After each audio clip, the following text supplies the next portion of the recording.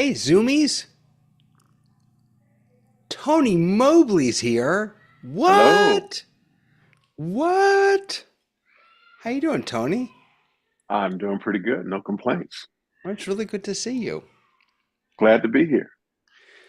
Thankful for your presence. Thankful for Hasmuk's meters, so that we can all try and be. I'm a little far away. I need to get a little closer. It looks like. And oh, there we go. And thankful to Ray. Hi, Ray. Hey, David. How you doing today? Happy to be here. I'm a almost Ecamm Live convert. Oh, Yeah, I saw that. Um, close. Interesting. Are you running the beta? Yes. So they've released three upgrades since I showed, or no, I take that back. Sorry. They released one upgrade since we showed this last week, which if anyone's interested, I'm happy to show the upgrades. This one was actually quite large, in a great way for participant management, in Zoom and a number of other things. But that's great that you're playing with it. That's wonderful. Good. Only challenge is that I have a lot of problems with Mac not being able to show the characters I type in for password. Oh, And really? I get rejection all the time. Every other system you're allowed to pop up what you're typing in Mac, I just get dots. And Interesting. Are these it, like weird characters that no, like, no. Oh, yeah. I use 26 character upper lowercase random numbers, and I don't type it, but even if I drop it in with Bitwarden or LastPass, I get trouble. So I'm oh, still dealing with the Mac hurdles, but I'm encouraged by Ecamm, and I'm here okay. to tell you that's where I'm headed. I think. Okay. All right. Well, if you're on that direction, I'm happy to be helpful if I can be. It looks like they're actually in office hours. They're putting together a who's who of Ecamm, for a show, which should be nice. Now, now this is like Doc Rock and those kind of folks. But in any case, good to have you, Mr. Lotta. How are you? See, you knew I was coming to you. I did. I saw you unmute. Hey, am I pronouncing your last name correctly? Lada, if you want to go What did I down, say? Lotta. I said Lotta. Latta. yeah, Like yeah, ladder. Like I'm from Boston. It's a ladder. there, yeah, yeah, that'll do. That'll Because I do. lived I That'll lived do. in Boston for 25 years, so that'll There you be go. helpful. Yeah. Yeah, Ladder. How all you is doing, good. Mike? Yeah. All is good. Yeah, yeah. Things have been good this week. It's been a busy week, but things have been good. By the way, I'm looking, yes. just want to say you posted like a couple days ago, maybe it was 3 days ago, the latest Zoom workplace versions in our Yes. Discord. That was super helpful. I just wanted to Good. thank you for that. Good. Okay. For I can do Linux, that more Mac, and often. no, no, no. I'm not Yeah. dumping on you. I just it was really interesting to see because I remember last week we had talked about how Windows got a 2-point update and the Yeah. rest of us were left behind. So it was just Right. very, very helpful to see that. So if Right. for those of you out there who are not part of the Discord, it's not the busiest Discord, which I actually think is nice. Some Discords can be overwhelming, but we always post really good information there. So, and in fact, Andy just posted something in there for us for today, which we can take a look at later. But very, very nice. And I see Mr. Solution Man is here. I don't know if you're able to unmute and say hello. You are. How you doing? Hello, David, and hello, everyone. Good to see you all. Good to see you also. Um, all right. So, Tony, did you have something on your do you have something on your agenda, or are you just here because you know how much we love seeing you? I am here because um, it's been a while. I'm going to say for the last month or so, I've just been watching on YouTube. And today I had some time, no therapies today. And so I'm still recovering, but I had some time. And so I wanted to come on today. Good. You look good, by the way. You look sharp. Well, thank you. Thank you. Yeah. Lost a lot of weight and Still having an issue with walking, but getting better every day. Yeah, didn't lose a lot of weight for a good reason, but you lost it nonetheless. Well, it's really good to have you here. So maybe for Ray's benefit and anyone else, just while we're waiting for more people to kind of pile in, I'll just share with you all quickly some of the updates that Ecamm pushed out, if that's of interest to anyone. So let me pop you into live demo mode here so that you can see what I'm seeing. So first thing, and this is kind of a little thing, but it's actually not a little thing. So now Zoom, let me mute that, sorry. So Ecamm is now grabbing Zoom chat and bringing it into their comments and reactions panel. So I immediately thought to myself, well, oh, lovely, one less panel from Zoom that I have to have open. I don't even have to open the chat panel anymore. I can just use this one. Turned out there were a tremendous number of limitations. They've taken some of those limitations away. It's never going to replace the Zoom chat panel, because that is, replies and just quotes and lots of really fantastic stuff in there. But a couple of the big changes they did make is that now, before, I could grab a chat and drag it onto my screen so that then it shows up as a chat, but I couldn't, if I wanted to copy it, like I can't highlight it, I couldn't do anything with it. So now, let me get rid of this chat. So now if I right click on it, I now get a copy text and I have a copy avatar, which is really kind of nice actually. So if, for example, let's say Mike, jumped out and he was on stage with me. Let me actually pull up a scene here. Let's say Mike was speaking in here. I can now, see, what can I do? How can I thought I could like pop it in here somehow, but I don't know. Oh, I guess you just paste it. I see. Nope, you don't just paste it. Well, you can copy it. I don't know what you can do with it once you copy the avatar. That's interesting. I'm not sure what the use case with that would be for that. In any case, but you can copy the text, which is super helpful. And it also copies the person's name. And if there is a URL, if someone posts a URL in there, zoomtestkitchen.com, which I don't actually think is a real thing.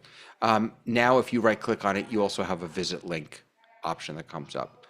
I'm not really making this bigger for you. So in any case, those are very, very welcome changes to the chat. Again, it's never going to be what Zoom chat is, but it's very nice. Okay. The other thing is now my Zoom Ecamm for Zoom palette over here that shows all my participants now follows the participant order. It didn't before. I have no idea what order it followed, but now it follows participant order. So presumably, if someone like Tony were to raise his hand, if you're able to, Tony, you will jump up in the participants panel, and you should also jump up in the Zoom panel over here. And there we go. So he jumped up. That's interesting. They didn't follow it exactly. One of the things I was talking with the developers this week, and they were talking about the complexity of Zoom ordering. So they didn't follow it exactly, because the way it works in the Zoom participant list is host, then hands, then co-host. They did host and co-host, then hands. At least I think. Let me make this smaller. Yeah. They did host, well, they didn't do host because I don't have to be in here, but they did co-host and then hands. In fact, that's something I should probably mention to them. But now I have those hands here. Now I can see the hands, even if the person is not on stage, if I didn't enable capturing their camera. So before, I had no indication about anybody over here, whether their camera was on, their mic was on, whether their their hand was raised. I would only see those things if I had enabled their camera. Now I can see that, for example, on Mike's, he is muted, but there's no, and sorry, he's muted, but his camera's on because there's no camera off. You can see that on my other account that shows the camera's off and I got the hand. So now if I'm running a show, for example, and I wanted to add Tony, because I can see his hand is up, I can go ahead and add him right away, which is super helpful. Before, I would have had to scroll through here and find him. And speaking of scrolling through and finding, there's now a search bar also. So if I type in Mike, I get Mike right away, and I'm able to, oh, I didn't add him yet. I'll add him, and I'm able to throw him in right away. So those are some of the nice things. Let me get you out of here so that you're not. Hey, David. Yeah. I noticed that when you dragged the person from down there up to there, you were the one person on the screen, you dragged them up and suddenly there were two. If you drag them away, is there suddenly one, or do you have to do something different to make it back to one? Yeah, that's actually a really interesting question. And I was just trying to, so I'll add Tony again. So I add Tony. I wasn't quite sure how to get rid of Tony. If I drag him, then what I do is I end up dragging this whole camera placeholder, which is not what I want to do. I want to drag him out.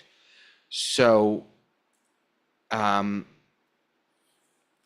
are a couple things I can do. I can remove him from cameras, but then I wouldn't be capturing him at all. Let's say I wanted to, actually that actually makes sense. I could just remove him from cameras. That's probably the easiest way.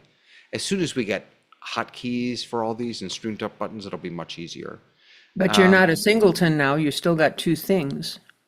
Well, no. So if I were not in live demo mode, you would just see this.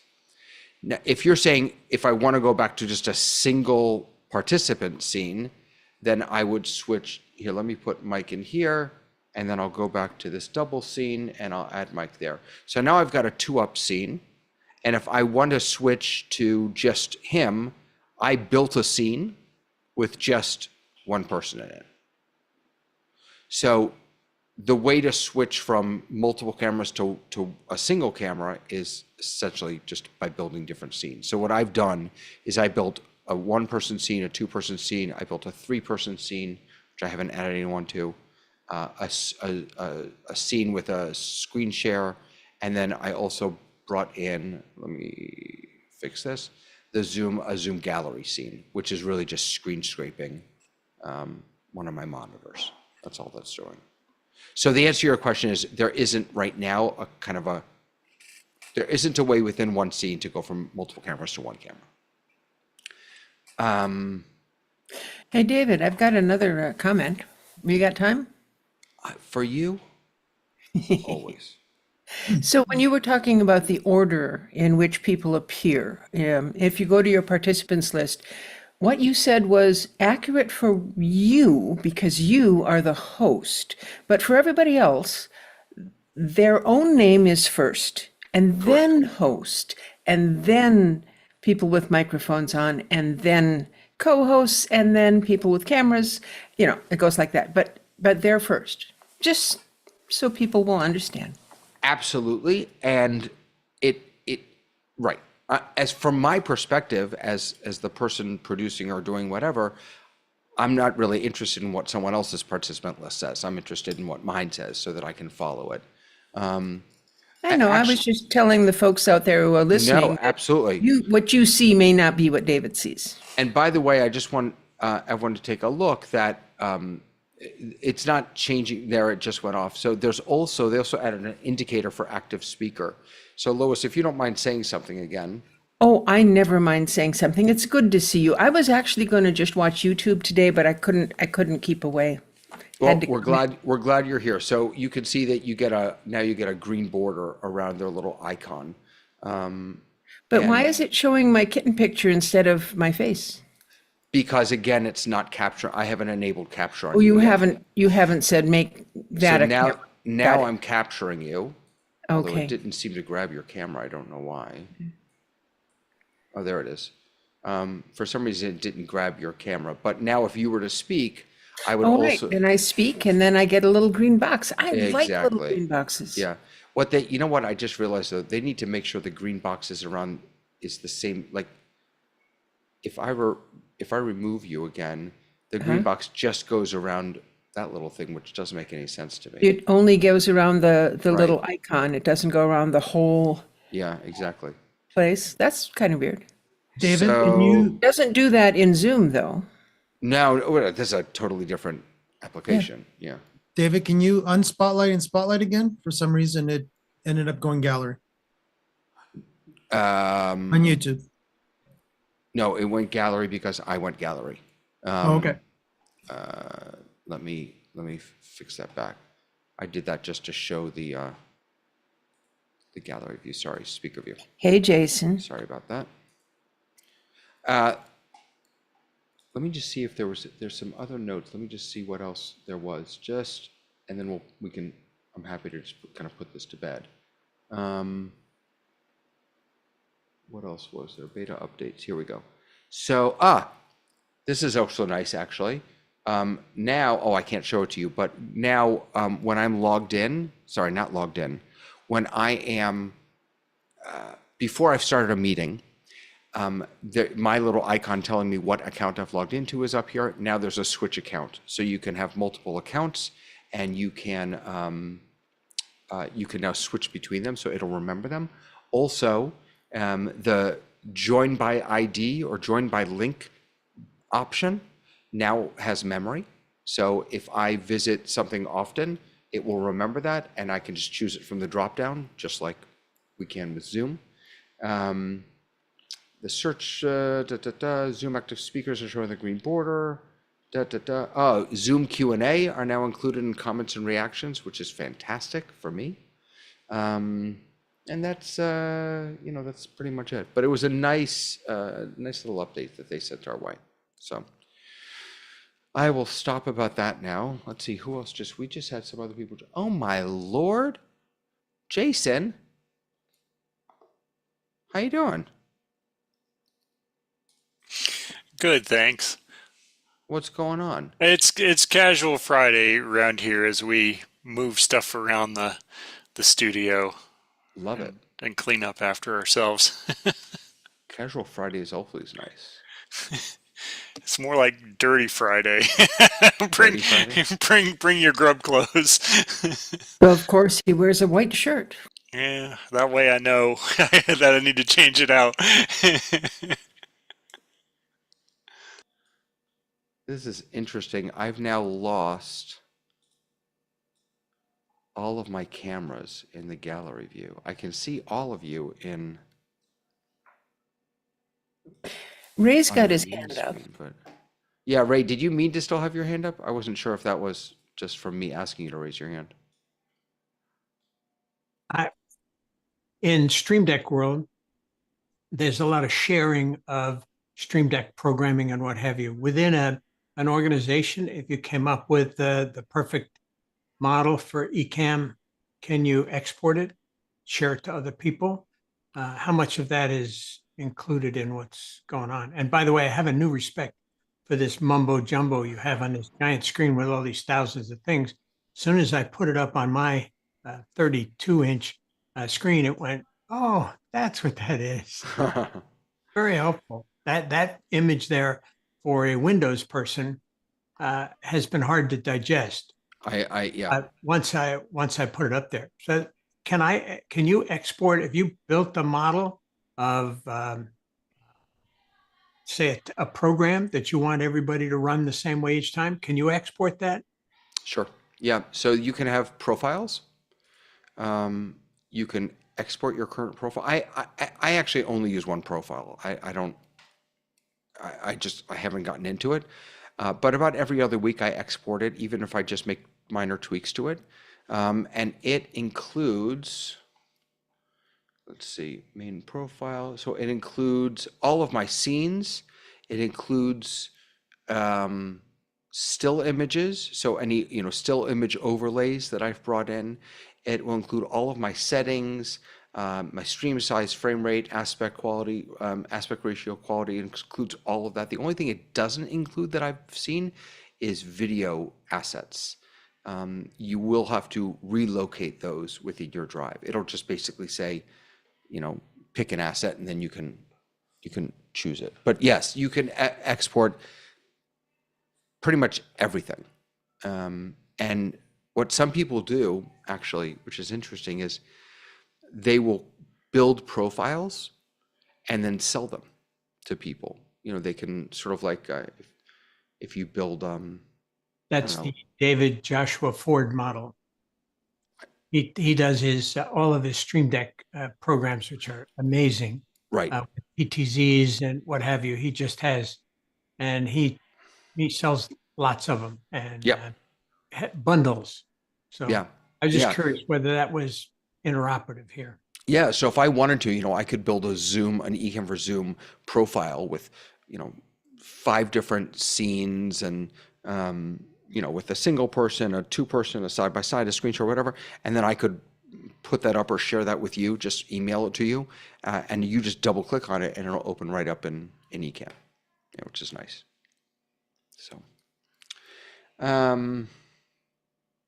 yeah. So in any case, those are some of the updates. Now I need to write them right now though, because I'm going to forget. What were the 2 things that we told them they need to do? The green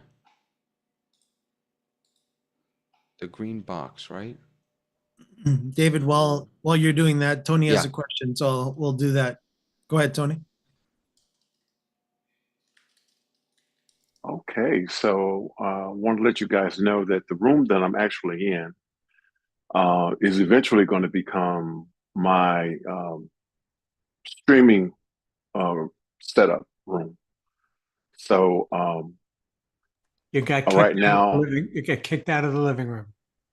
I kicked out of the living room, but because I'm still recovering, I'm having to stay in here until I'm up and about. But one of the things I wanted to know was, can you guys hear my air conditioning running? You don't? Okay. Zoom takes care of that. Okay. That was one of my concerns because it's in the front of the house and it's on the same side of the house that the air conditioning unit is in. And when people are actually walking on the sidewalk, I can actually hear them as if they're actually in the same room with me. So I was concerned about that, but the boss says that I have to move into this location. So I'm going, as soon as I'm able, I'm going to be moving into this room. So It's good to have your own space. yes, it's good. One of the reasons why I have my own space is because my 2 adult sons that were living with us have moved out. And so they have actually moved to a whole nother state. Whoa. So They're all grown up. yep. So my wife has she's been working from home before the pandemic, so she has a space, and now I have a space. But my concern was, as I said, if people are outside the door walking their dog or sanitation is coming through, you can hear them extremely well, and you can hear the air conditioning unit. And the room that I'm in and the room that my wife in are only separated by the bathroom. And when someone is in the bathroom, you can hear them as well, flushing the toilet or something like that. Jason running has water. headsets on. Jason, do you hear any of the noises that Tony's concerned about? I think Zoom takes care of it. Tony, you can be sure So to. Tony, the repetitive noises. So if someone's walking around and it's a repetitive, regular noise, Zoom is great on that. Now, if they were going crash and then a little while later crash, that wouldn't be a regular noise and Zoom might not pick it up. But most of the the machines, the motors, the walking, all that stuff. If a dog is barking, you'll like hear the first two barks and then you don't hear the rest because it's figured out, oh, that's not supposed to be there. It's amazing how good this stuff is now. That's fantastic. Thank you so much. Keep peeling.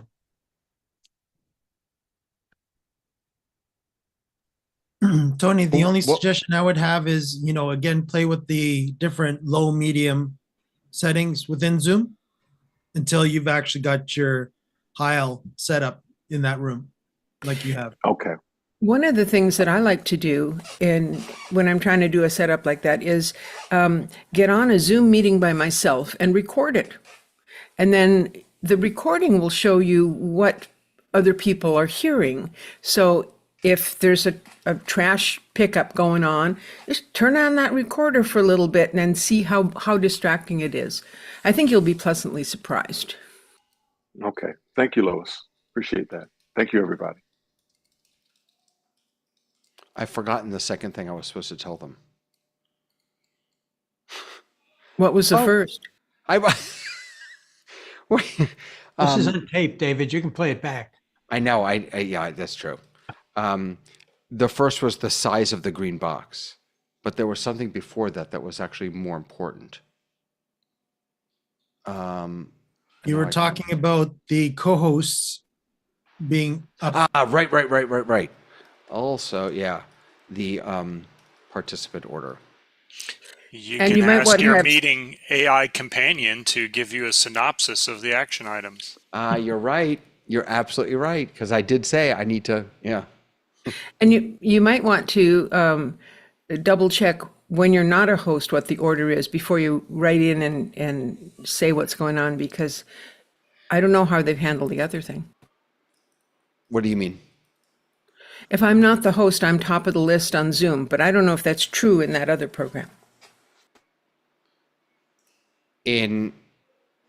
So in Ecamm for Zoom, first of all, I'm not in the Zoom list as the host, or forget host, as me, I'm not there because I don't need to be there because they know because I'm here. And yeah, so I'm not sure that's, am I I'm misunderstanding? sorry, I thought you were talking about the participants list in Zoom where it lists everybody who's in the meeting. Correct. Yes, I'm sorry. So what am I not understanding? So on the participants list, the first person is the person who's looking at the list. The Yep. second person is the host, and then it goes down from there. Correct. Right. Oh, wait, you muted yourself.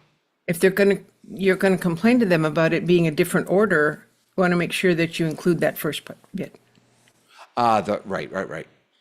So what I'm writing is I'm just saying it's me, hands raised, co-hosts, unmuted, etc. But in Ecamm, you have me, co-hosts, hands raised, etc. But in Ecamm, would you, if you're not the host, are you above the host or are you in the regular list? I mean, Well- I understand it doesn't matter to you because you're the host, it doesn't matter. But if you're going to be trying to clarify things, Right. It doesn't really matter because whether you're the host, whoever is looking at this, they're not in the list at all. So it doesn't actually matter. If you, for example, were using this, you would see me at the top as the host. You would not be in this list at all. okay. In the but I Zoom am, list, okay. you're there. Zoom list, Correct. I'm there. Got it. Correct. Right. So it's always going to be different than the Zoom list. Yeah, by that one, exactly. The first top person you're absolutely right, is always going to be different. Yeah. In the Ecamm list. All right. So what else do we have? Oh, let me open up the notes from Andy about.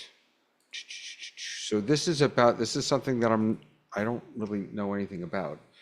So please forgive me, but it's Zoom rooms.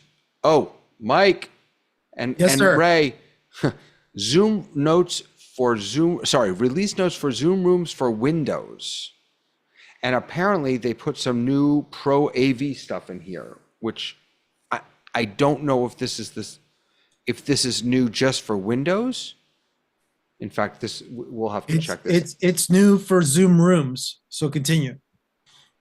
But I'm not sure if this was previously out for Zoom Rooms on Mac.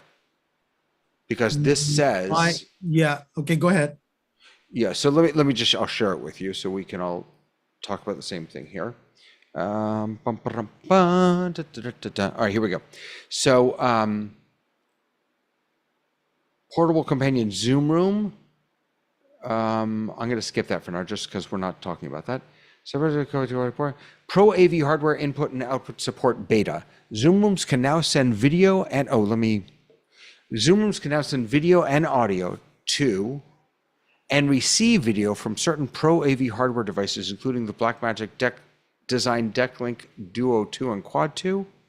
By the way, I've never understood what those are for.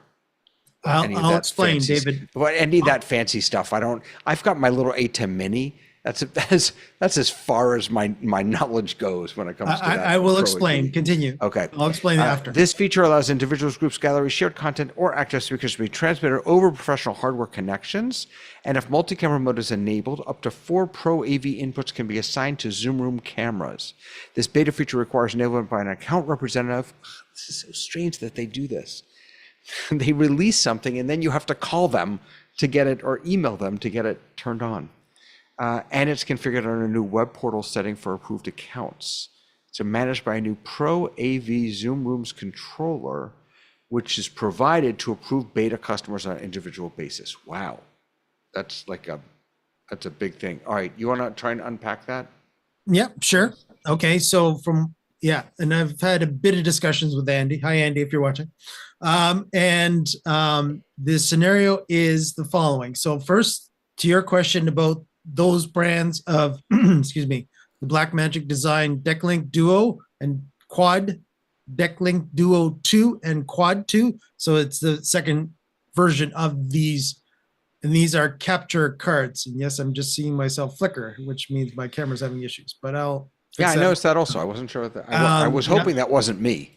No, think that's a refresh rate on my end, but that's okay. I will fix that momentarily as well. But basically, those are what we call capture cards, so video capture cards.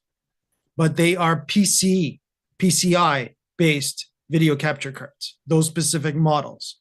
And what they allow for is multiple ins and multiple outs.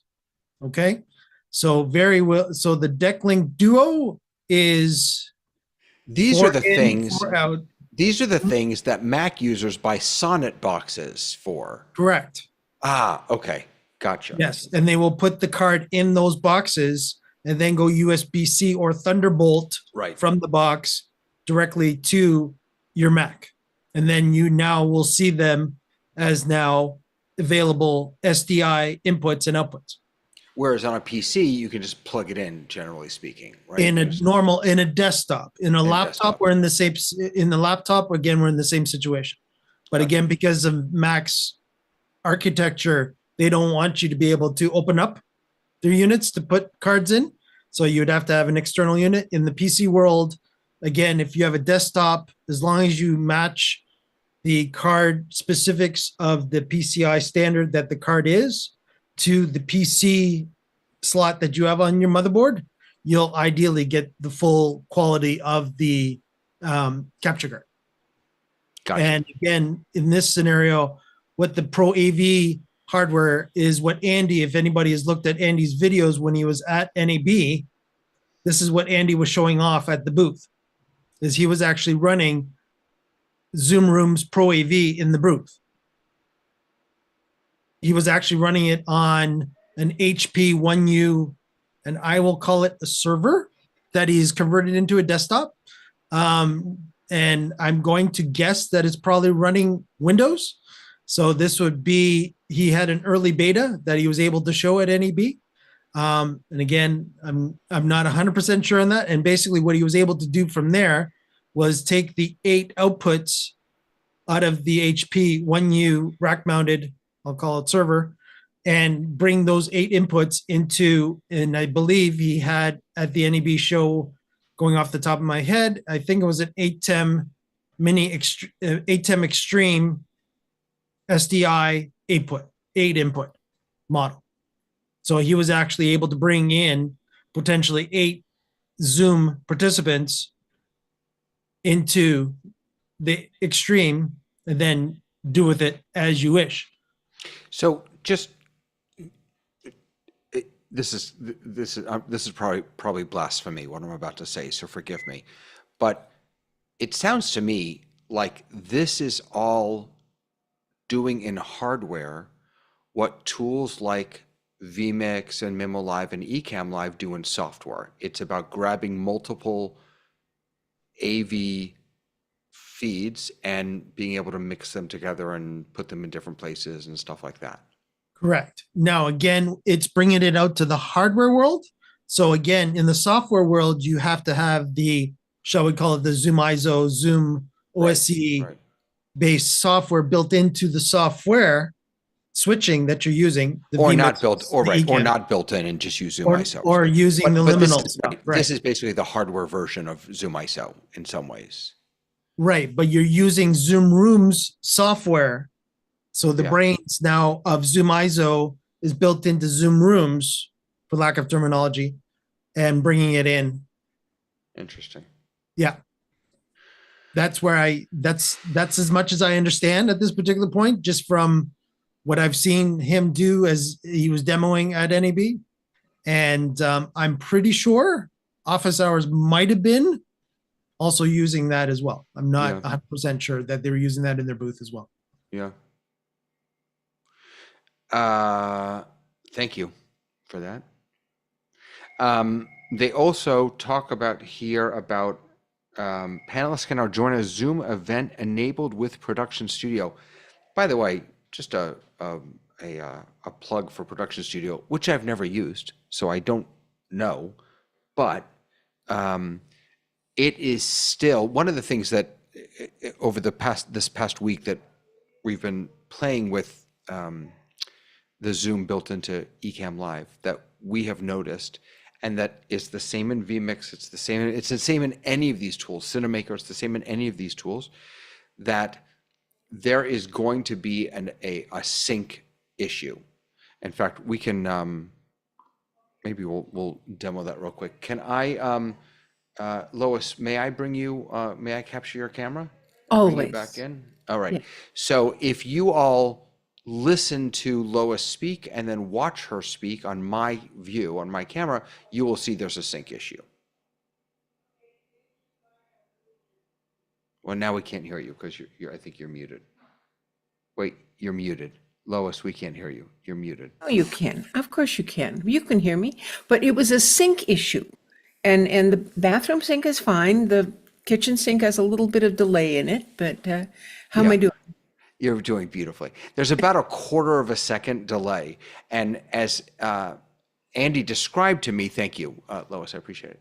As Andy described to me, it's not rocket science. It's because the audio is going directly from Lois to the Zoom meeting.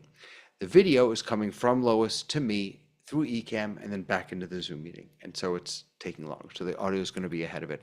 The only tool currently that allows for completely synced audio and video. So if you're grabbing video out of a meeting, producing it and sending it back into the same meeting, the only tool that currently does that is Production Studio in Zoom, which again I haven't played with, so I don't know. But if David, that actually makes sense because it's within the cloud. Right. Yeah. So you're if actually that's not leaving "quote unquote" Zoom system. right, exactly. So if that's what you're doing, if you're to, and this is the reason why that's such a win is because for me at least, my ideal is to have my talent in the same Zoom meeting so that they can participate in chat, they can participate in Q&A, in those panels, that they can do all of that. They can see who's in the meeting. They can do all of that. I don't want them in a separate space necessarily. where they're sort of walled off from the rest of the meeting. But even with ZoomISO, this is true also, you deal with that sync issue. So Production Studio solves that problem. So now, Is Production Studio built into when you purchase a Zoom Room account, or is it something separate that you have to buy? Production Studio, as I understand it, is built into Zoom Events. And sessions. Right, any sessions or events planned. So I have a sessions account, but we're not using it now, so I can't use Production Studio for something like this. If I were to run an event and use my sessions account, then I would have access to Production Studio. So my understanding is that's only in events, but this is now saying panelists can now join a Zoom event enabled with Production Studio. When joining, panelists will see a non-produced view and get panelist-specific notifications about the scene they are on and if they're going to speak next. I'm trying to just understand what the connection is to Zoom Rooms here. I guess you can join from a Zoom Room is what they're saying. Panelists will be able to see the produced view as a thumbnail in gallery view or on a conference monitor if needed. I assume that that's you can join a Zoom event enabled with Production Studio from Zoom Rooms, which you couldn't do before. But maybe I'm wrong about that. Directional audio is now spatial audio. Isn't that Apple's thing? Isn't there a spatial audio? What does that Well, mean? yeah, spatial. So spatial, for Lois's question, spatial audio allows you to be immersed in, let's call it surround sound on steroids. It allows you, it puts you into the spatial space, right? So it gives you, it makes you fully understand. In the music world, it would be if you had a 20-piece, 30-piece orchestra, you would actually know specifically where they are sitting by listening to the music. Is this when you're sitting in a physical Zoom room that you're getting this, or are you saying that you're getting multiple channels out of your at-home speakers? David, over to you. Whether it says about the tech on that, I don't know what they're offering. It's well, for this particular release, all they're saying, they haven't actually changed anything. They've just changed the name from directional audio to spatial audio. But my understanding, if I had to, it's a little bit of a guess here, is that it is now possible to get spatial audio out of a Zoom room. Whether or not you can get it is entirely dependent on the hardware that you have. So what they've done is they've made it, on the software side, they've made it available. And then you have to have the proper hardware to actually experience it. So I'm thinking that like you'd have a single track or multiple track output for your audio. Is that going, I mean, if there's a left and a right, like sometimes you get something you can play left and right and you have speakers, but if you only have one speaker, would you only get half the audio? Yeah, it doesn't, but it's not just half the audio. It's that if I'm looking at, let me pull up the gallery view. Ugh, now see, look at that. There's something going on with my gallery view. It's really weird. That is really strange. Now my Stream Deck button isn't working. If Gallery is now up on YouTube. Yeah, but can you actually see it, or are you just seeing a bunch of black boxes? I see gallery on YouTube right now. Oh, interesting, because I just see a bunch of black boxes. Here, this is what I see. That's what I see. That's strange. And that's in the Zoom client, David? No, it's in the Ecamm for Zoom. It's a bug. Oh, okay. It's a Yeah. bug. Yeah. We'll survive. Let me actually. I hope you have a refresh available. No, and I don't want to refresh because remember this meeting is being hosted by this client, so it's fine. I'll just change back to. But in any case, my point is that in a spatial audio world, Mike, who's on my left, I would hear him in my left ear. Lois, who's on my right in Zoom, I would hear you in my right ear. Hasmuk and Jason, who are kind of in front of me, I would hear them kind of coming from in front of me. That's if oh, hello. Now, Lois, look at this. Now I got a big pink. It is a good picture color, from but you. I much prefer this teal color. So It's I'll skip beautiful, the but this magenta. is so strange. All of my, wow. My whole thing has gone kaplooey. Okay, then.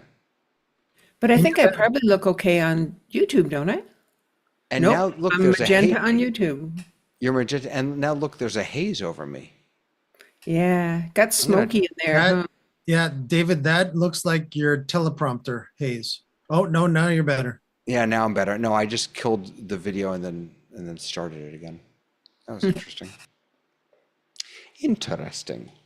Okay, there's a bunch of other stuff here. In meeting features, there's dynamic layouts is now called multi-speaker view, which is what we have. Which, by the way, you know, I have not been using it. It made that multi-speaker, for those who don't know, is now Zoom will automatically kind of put not just one person in speaker view, but multiple people, and then keep the gallery at the bottom. I think it may just be that I'm so used to gallery and speaker view that I don't have any need for it. And if I do want that kind of dynamic changing of speakers, that's something I do in Ecamm. So maybe it's just for my use case, it's not all that helpful, but I haven't been using that. I find that I'm using that multiple speaker all the time because they killed the button that was a toggle between Yes. gallery and speaker. And since I don't have that toggle anymore, I'm just leaving it on multi-view and letting them do it So for they me.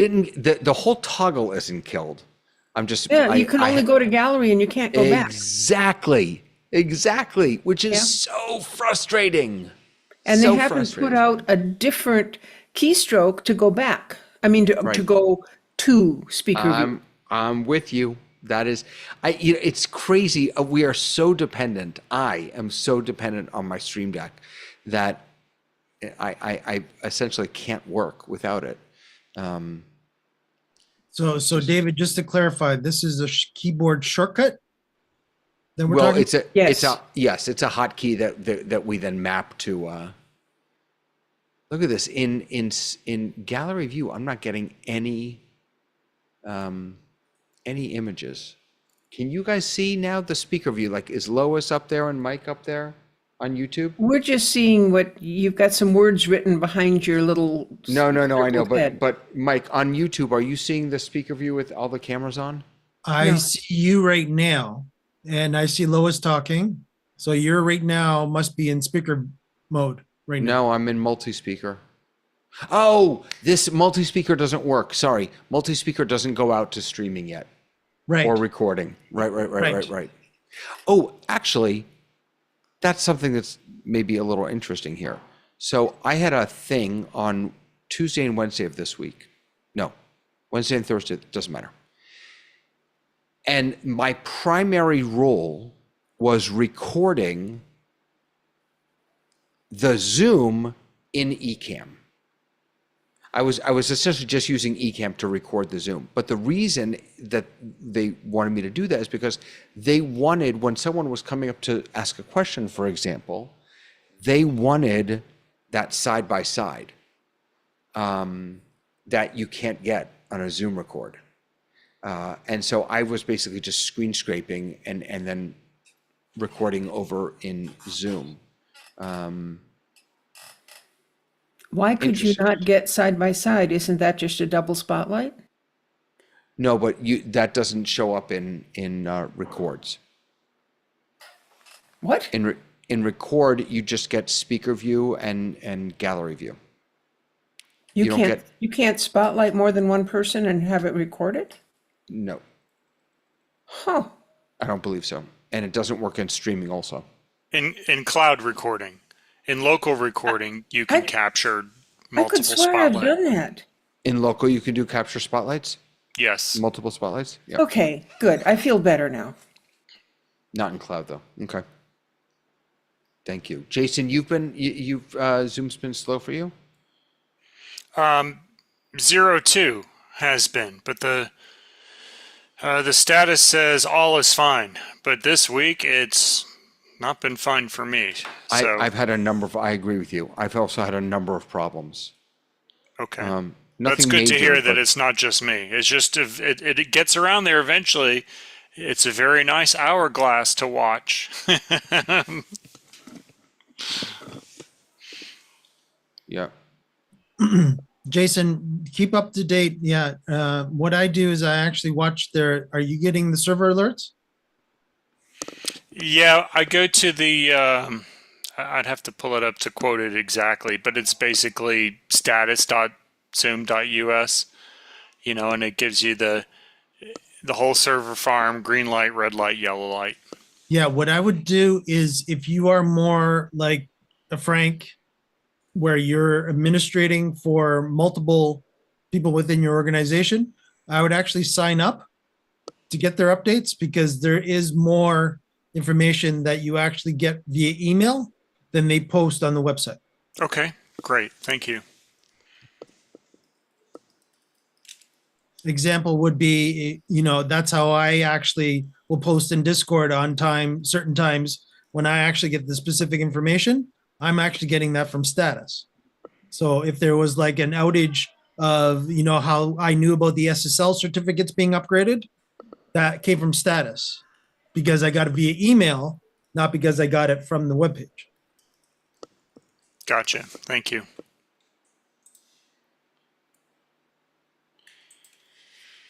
Is there anything else in here? There's a lot that they. Looks Full like there's new transcript. stuff going next week, David, too. Oh, really? Presenter focus mode, per meeting temporary. I should. This is the Zoom test kitchen. I should be excited about all the Zoom stuff that comes out, but because I don't use Zoom rooms, it's hard for me to speak with any, certainly with any expertise, but even with any. Yeah, that is a lot of enhancements that they've done Yeah. in Zoom rooms and fixes. Yeah.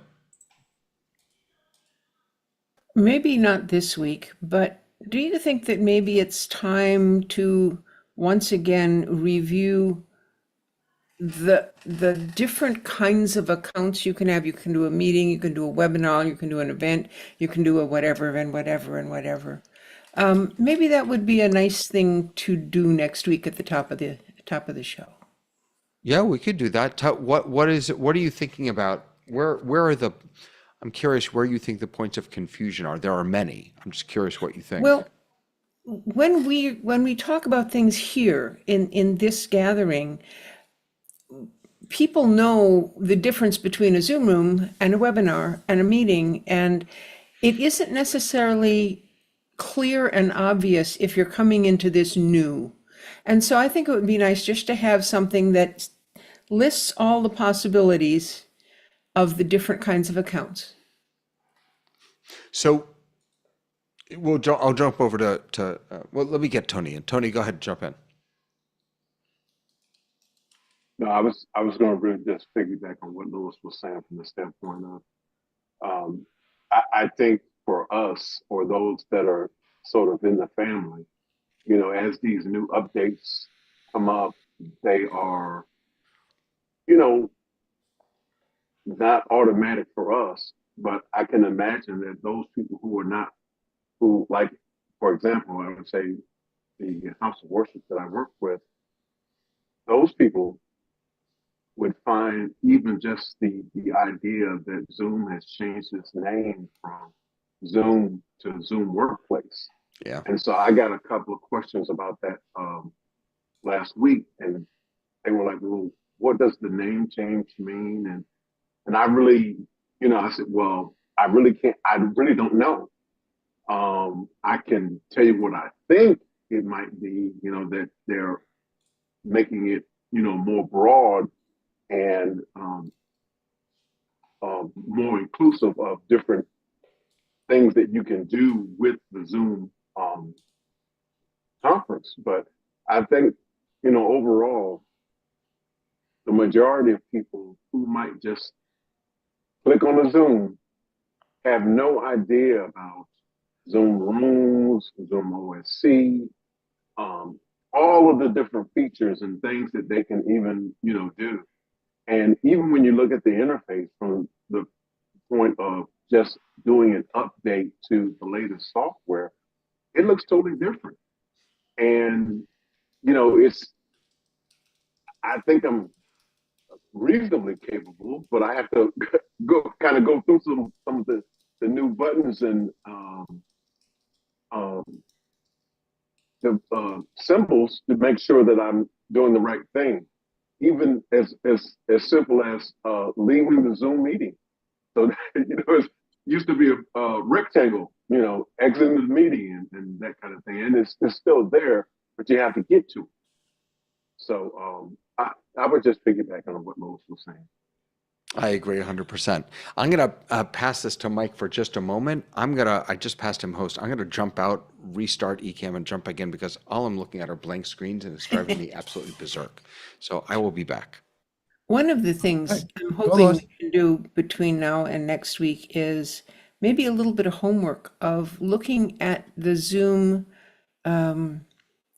tutorials and videos and how-tos and see if we can find the most basic that includes the new thing. So if you were to sign up today and get a new Zoom account and you didn't know anything and you wanted to learn what is it, how do I do it, how do I use it, let's see if we can find one or maybe a few good instructions that we can then tell people about next week.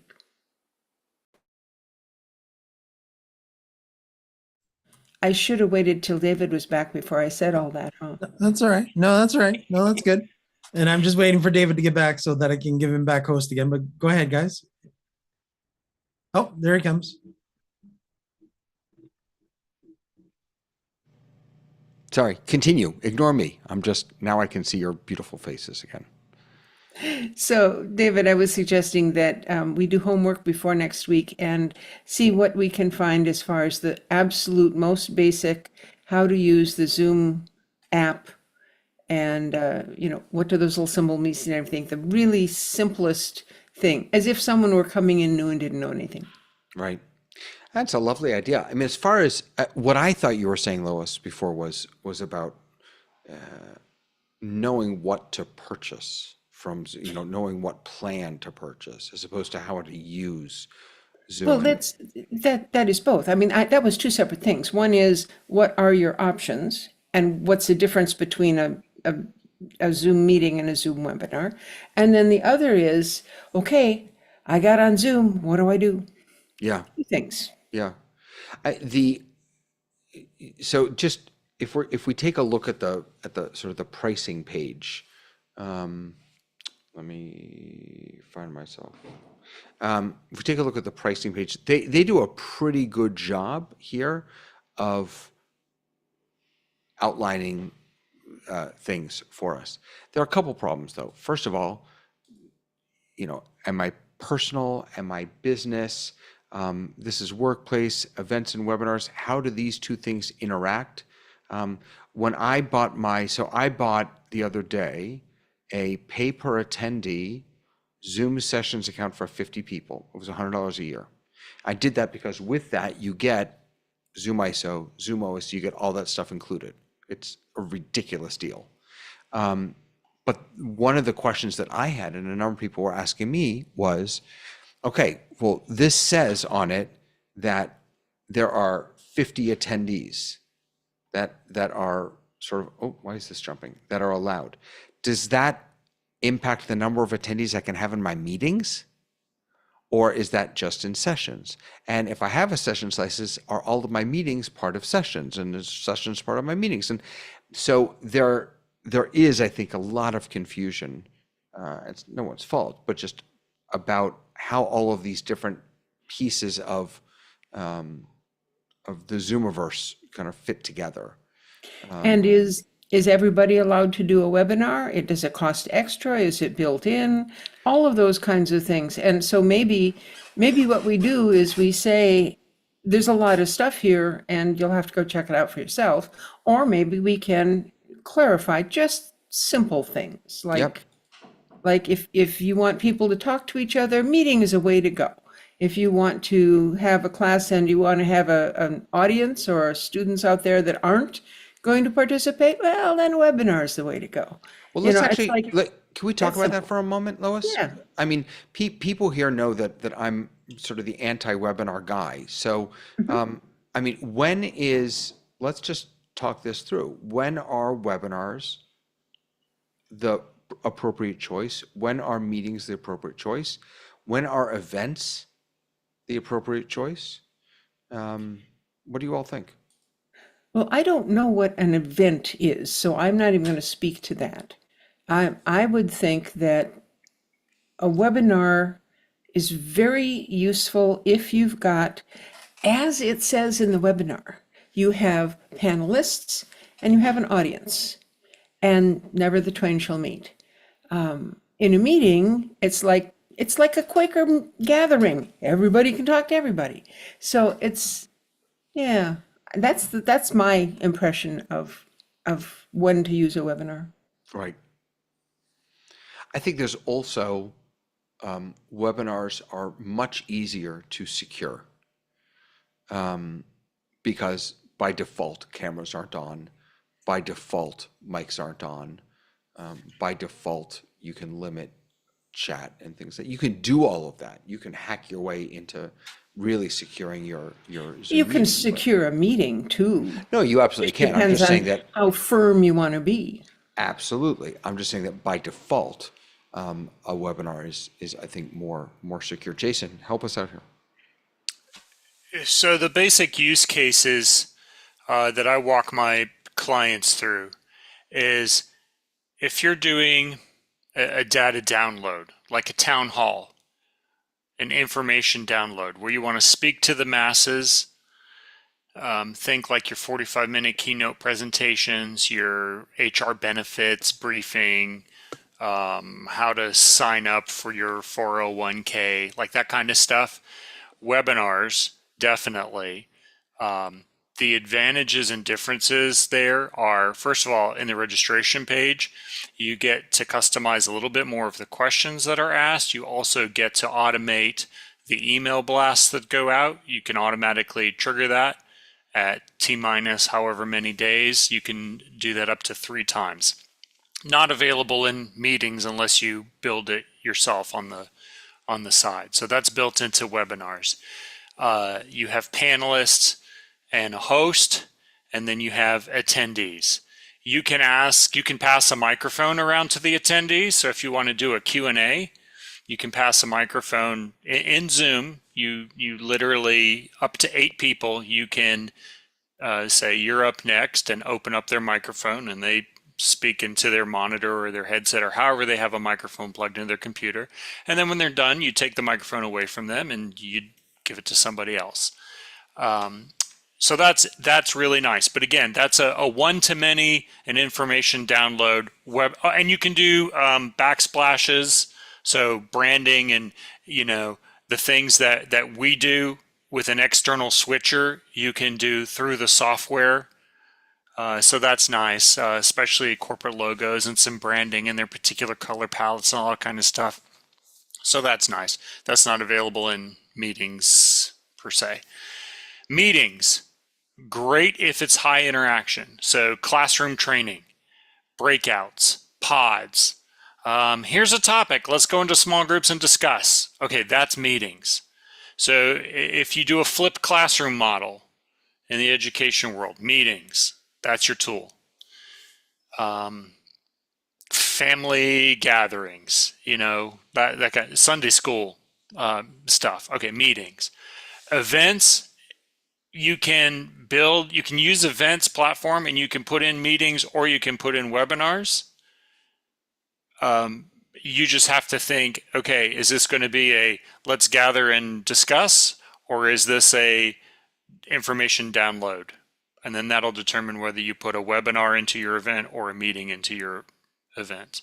And if you don't use Zoom events, you can use any other platform, of which there are many, that will support a Zoom link or a WebEx link or a BlueJeans link. So Zoom Events is coming where there were other providers first that were like, wow, this Zoom is great. We'll build this event thing and we'll just suck in Zoom links. And Zoom is like, hey, you know what? We can do this too. Zoom Events. So Zoom events would be like if I was going to have an annual gathering and we've got 6 different things going on all day long, and then the next day and the next day, and that would be a Zoom event, so you can structure it. Is that what I'm hearing? Bingo. Yep. Your 3-day bird gathering, and we're going to run from 8 a.m. to 5 p.m. East Coast time. We're going to have a keynote presentation. We're going to have 3 workshops on, bring your birding questions. So some of these are going to be webinars in your event, and some of these are going to be meetings in your event. Well, that's great. And then what's the other one? There's meetings and webinars and events. There's sessions. Yeah. What's a session? Isn't that an event? So I'm just Jason? starting to play around in sessions, and it's so I can't be quoted as gospel on this. Sessions takes features that were available in events, and it's kind of like a one-off event. So if an event is a multi-day event, it's kind of the nomenclature that I'm using to cement it in my brain. You have a 3-day event, but you might have one session. Exactly. You want all the bells and whistles of a multi-day event, but you only want it in a one session, which may be an hour, 2 hours, 4 hours, doesn't matter. But it's not a multi-day event. So on the website, the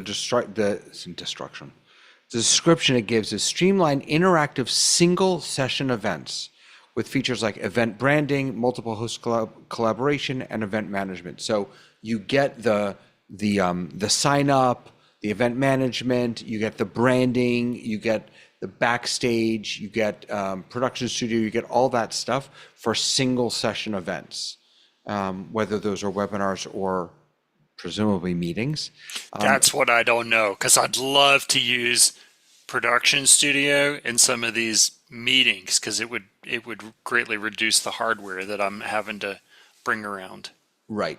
So is that sessions, is that something that you're going to buy separately as an add-on to your regular account?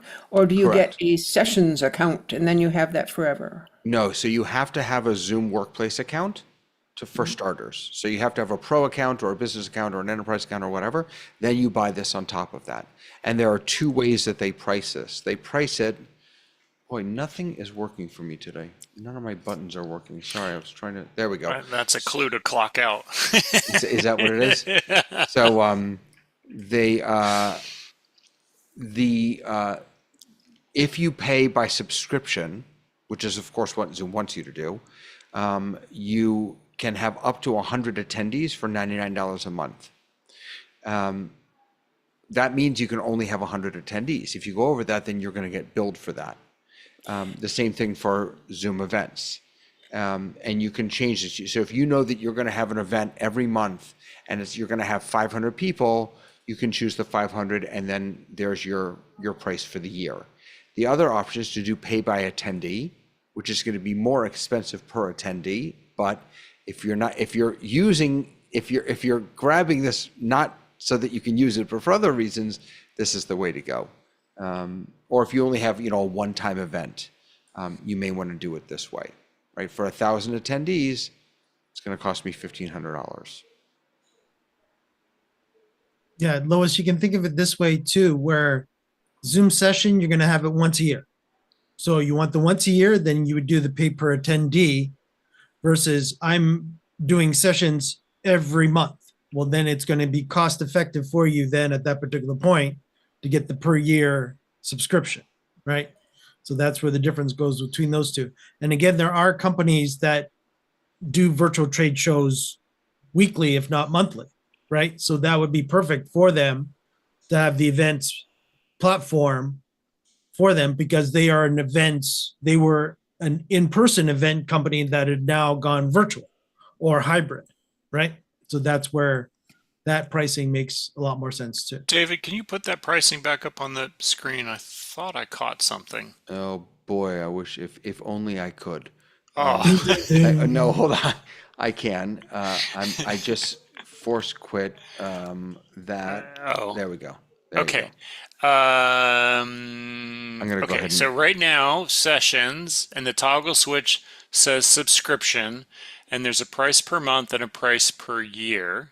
Okay, and then toggle it from subscription to attendee.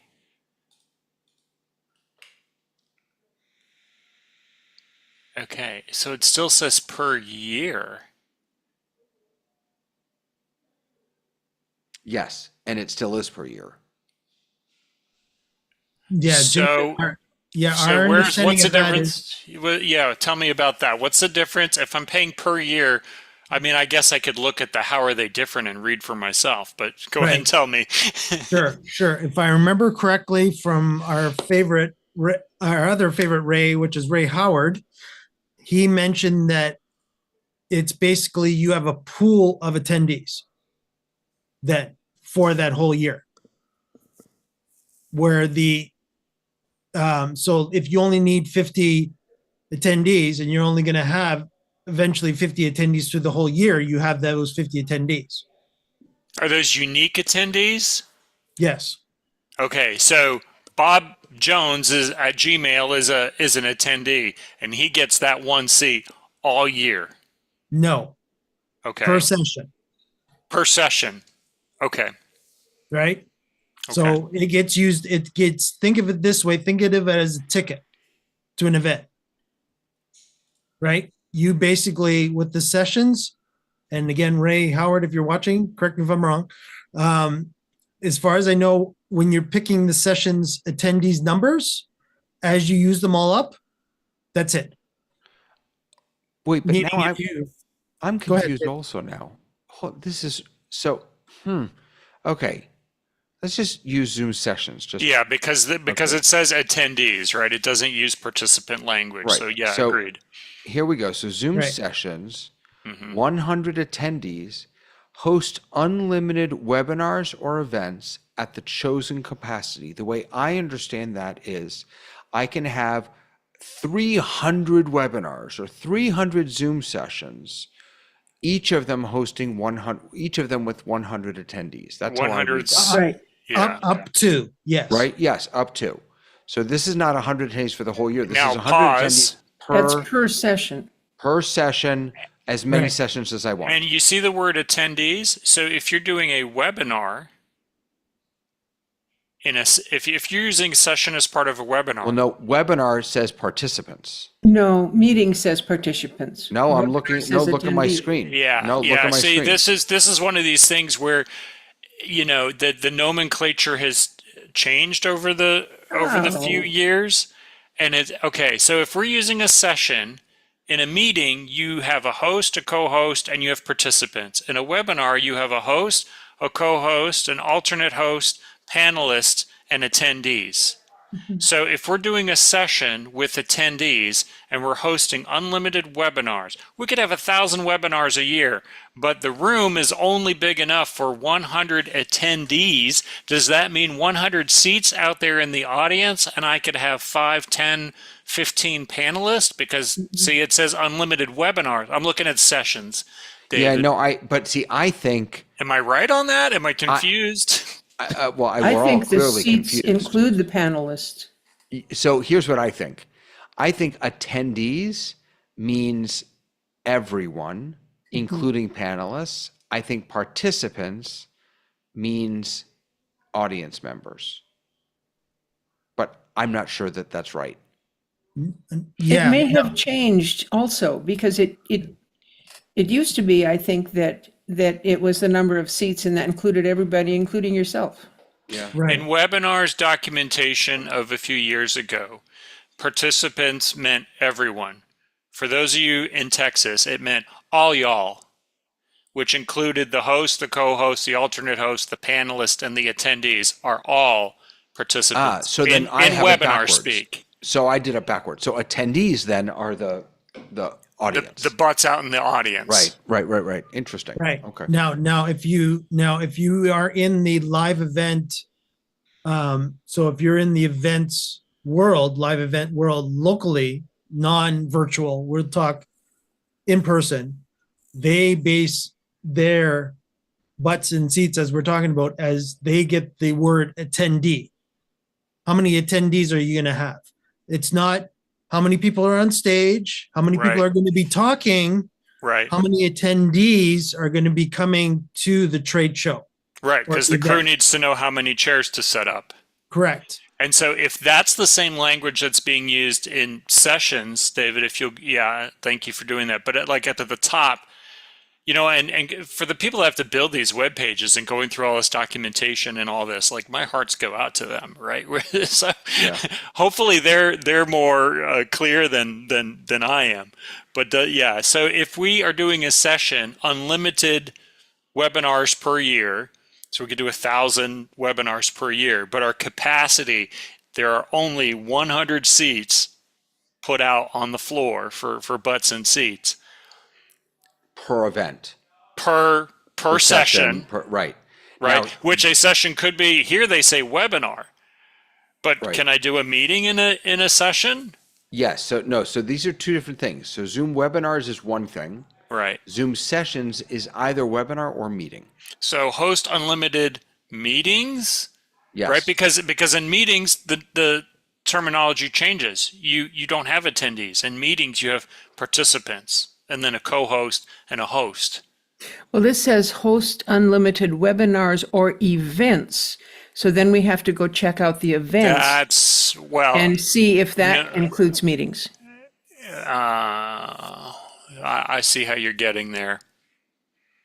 But if I don't want events, if I just want sessions, can I do a meeting if I have a session, can I choose to do a meeting? If I choose to do a meeting and I say 100 attendees, as this price map allows me to do, does attendees mean the audience? Because Okay, in but meetings, here's- they're called participants. Right. So look, if you look at the bottom of the webinars, it says support up to 100,000 participants and 100 panelists. In webinars. In webinars. So it's in webinar speak, at least according to this, participants are butts and seats. That does not include your panelists. Who don't Yeah. have butts. Yeah, I think it's more, guys, to be honest, I think the attendees words are being used for the live event industry because they are used to the word attendee. And I think that the marketing people at Zoom, again, my opinion, have gone the attendee words for them because they are trying to target the live event industry to go after attendees where we're used to participants. And that's fine because that's the language that I have to speak with the event planners that I work with, right? So a client comes and says, "Hey, we want to do this hybrid thing and we want people to join via Zoom and we have some remote speakers to come in and give their presentations." Okay, fine. So as the production guy, I'm trying to find out how much capacity do I need to plan for here? Which, when I go out to the Zoom website and I pull the drop down and I've been overshooting because I'm not clear on that nomenclature on there, right? So if I think that they're going to have 90, then I'm picking 500 or 300 or whatever the next biggest bucket is, which I know is way overshooting it. But then at least I'm not going, oh crap, I don't have enough seats. I don't have enough slots. So in the current Zoom, not when we got started because that was different, but in the current Zoom, if I chose that little drop-down menu and I said 100, and then my session started and, oh, look, there's 110, I don't think that they would kick people out of the seats. I think they would simply go, oh, she went over, she's going to have to pay more, and move your account up to the next level. I think if you read what you agree, They don't necessarily You have move to it. agree to that. No, they don't. Yeah. I think, No, if, no, no, I think they- if you read it, No, they don't move it up to the next level. You just pay for it. what do you Yeah, mean that you just pay for it? They Pay for they what? do, Lois. What they do is it's in the again in the events world we call it overage. Mhm. So basically, what will end up happening there is that you just get dinged X amount of dollars per attendee above that. Mhm. Now I again, guess what I'm saying for Jason is you don't, if you're expecting 95 people, you don't have to go up to 500. You can do the 100. And if you go over, well, then you'll pay a little more. But Correct. I don't think they're going to kill your meeting or your webinar or kick people out. I don't think it's like it was when we first started. Well, no, I get what you're saying, right? So I have to agree to, okay, if there's an overage, then here's my overage price, and as I'm watching the number of participants go up, I'm doing a rough calculation, or I shut it off and do, say, once I've hit capacity, force everyone to the live stream on YouTube. I mean, that's another way to do it too, but it just, and maybe, thank you, Roland, for this stuff in here. I'm looking here in the comments. lots of good info in there, David. By the way, Yeah. And so I'm going to, try to get this nomenclature clear in my head, because it'll save me a little bit of additional work and anxiety when I'm like, okay, crap, how many slots do I need to plan for here? Let me also just throw in that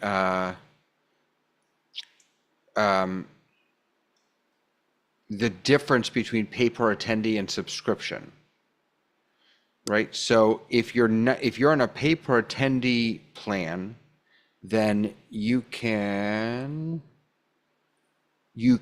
set up webinars in the web portal. You, ironically, as subscription, you cannot have Concurrent events. Yeah. but you can as a pay per attendee. With overages, that's how it works. So pay per attendee overage. So with a subscription, if you're capped at 500, you're capped at 500. With your pay per attendee, so if you want to send people to YouTube, then you want to do the subscription model. If you want to just pay for the extra people, then you want to do the pay per attendee. You'd get one hub per license.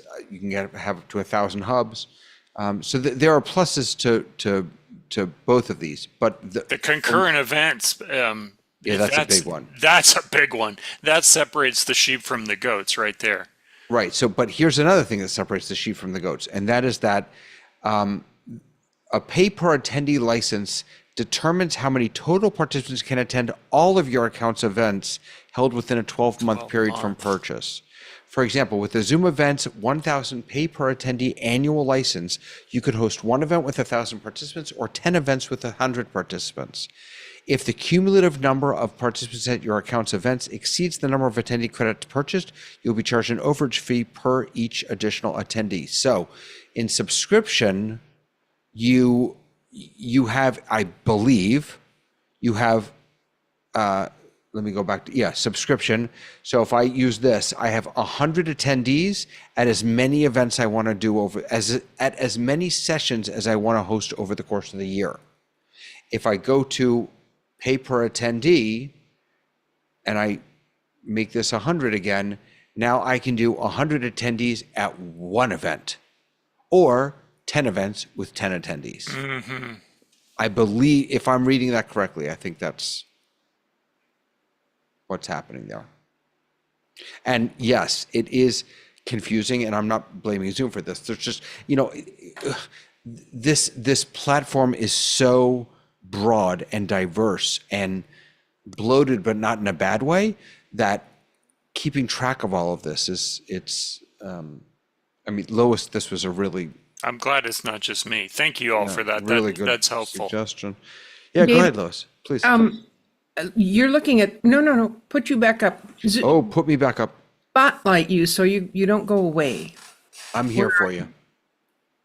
Okay, there you go. So when you are at Zoom sessions, you just changed from 50 to 100 attendees. Read the line of type immediately below that. Host unlimited webinars or events at the chosen capacity. So it's not a total of 100, it's 100 per webinar.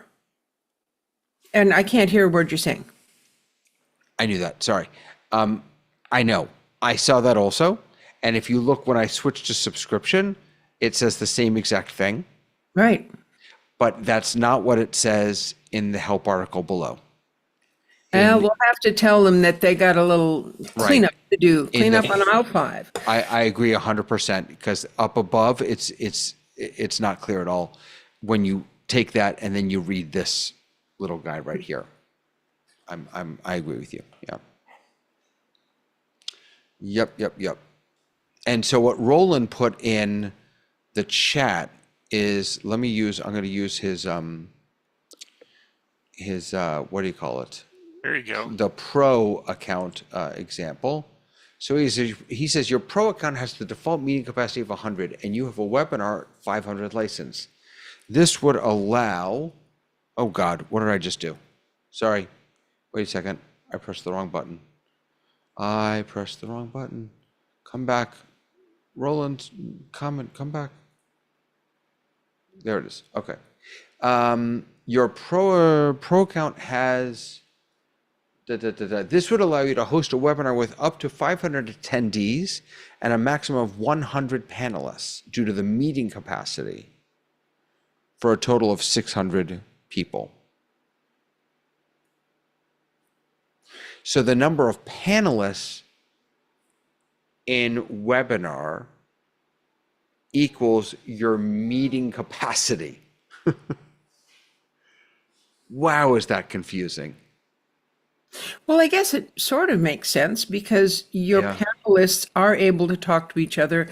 It acts like a meeting. They're doing all the meeting I think you're right. Yeah, you're right. It's just, yeah. Ah, anyway, I'm glad we're doing this and taking My a brain lot longer hurts. than I thought. Yeah. Yeah, my brain hurts too. So, And by the way, Lois, the way that I've avoided all of this confusion is by only using meetings.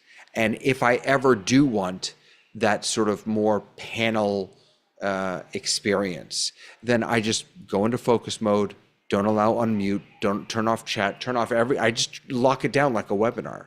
But I just do everything in meetings. It's just so much easier for me.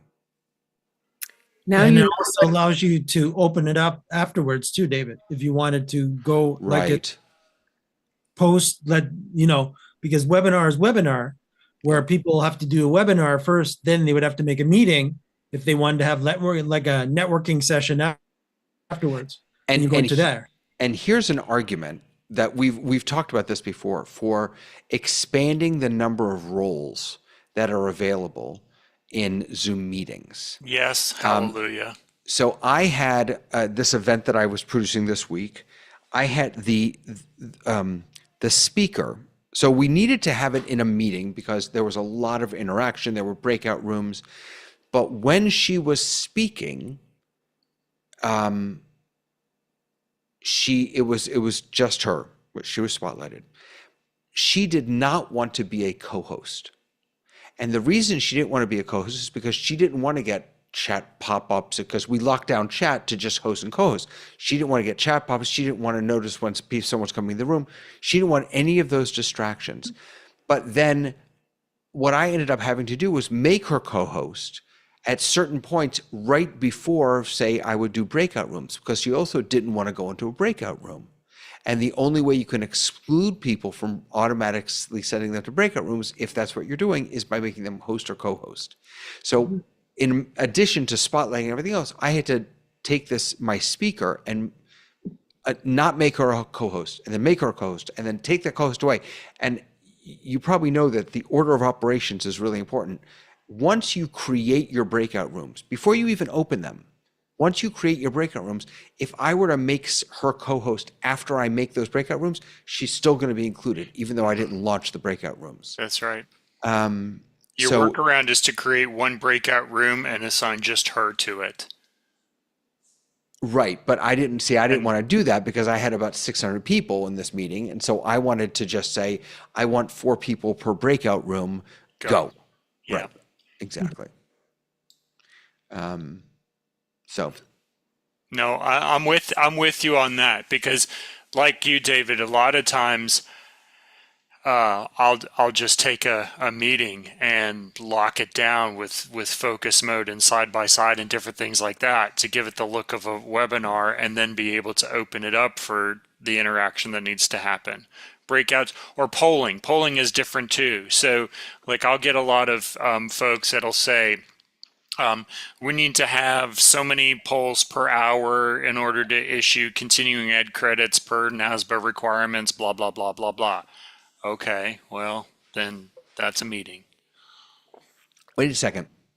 You can't do polls and webinars? You can, but the report that you pull from it is a little different. Interesting. I did not know that. Did not know. You said, Mike, did you mention that there were release notes of stuff coming up? I didn't see any. Yeah, I was taking a look at the upcoming, I did the releases by date. There wasn't anything specific for the Zoom workplace. Yeah, for us normies, I didn't see anything. Yeah. Yeah.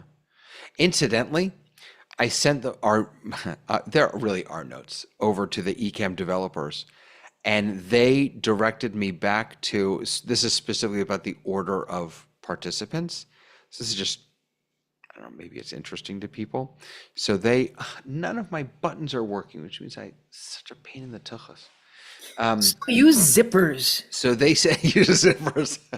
So they sent me to this article, which is on Zoom's support site, which is, here's how we do the order of participants. You, the host, co-hosts, participants with raised hands.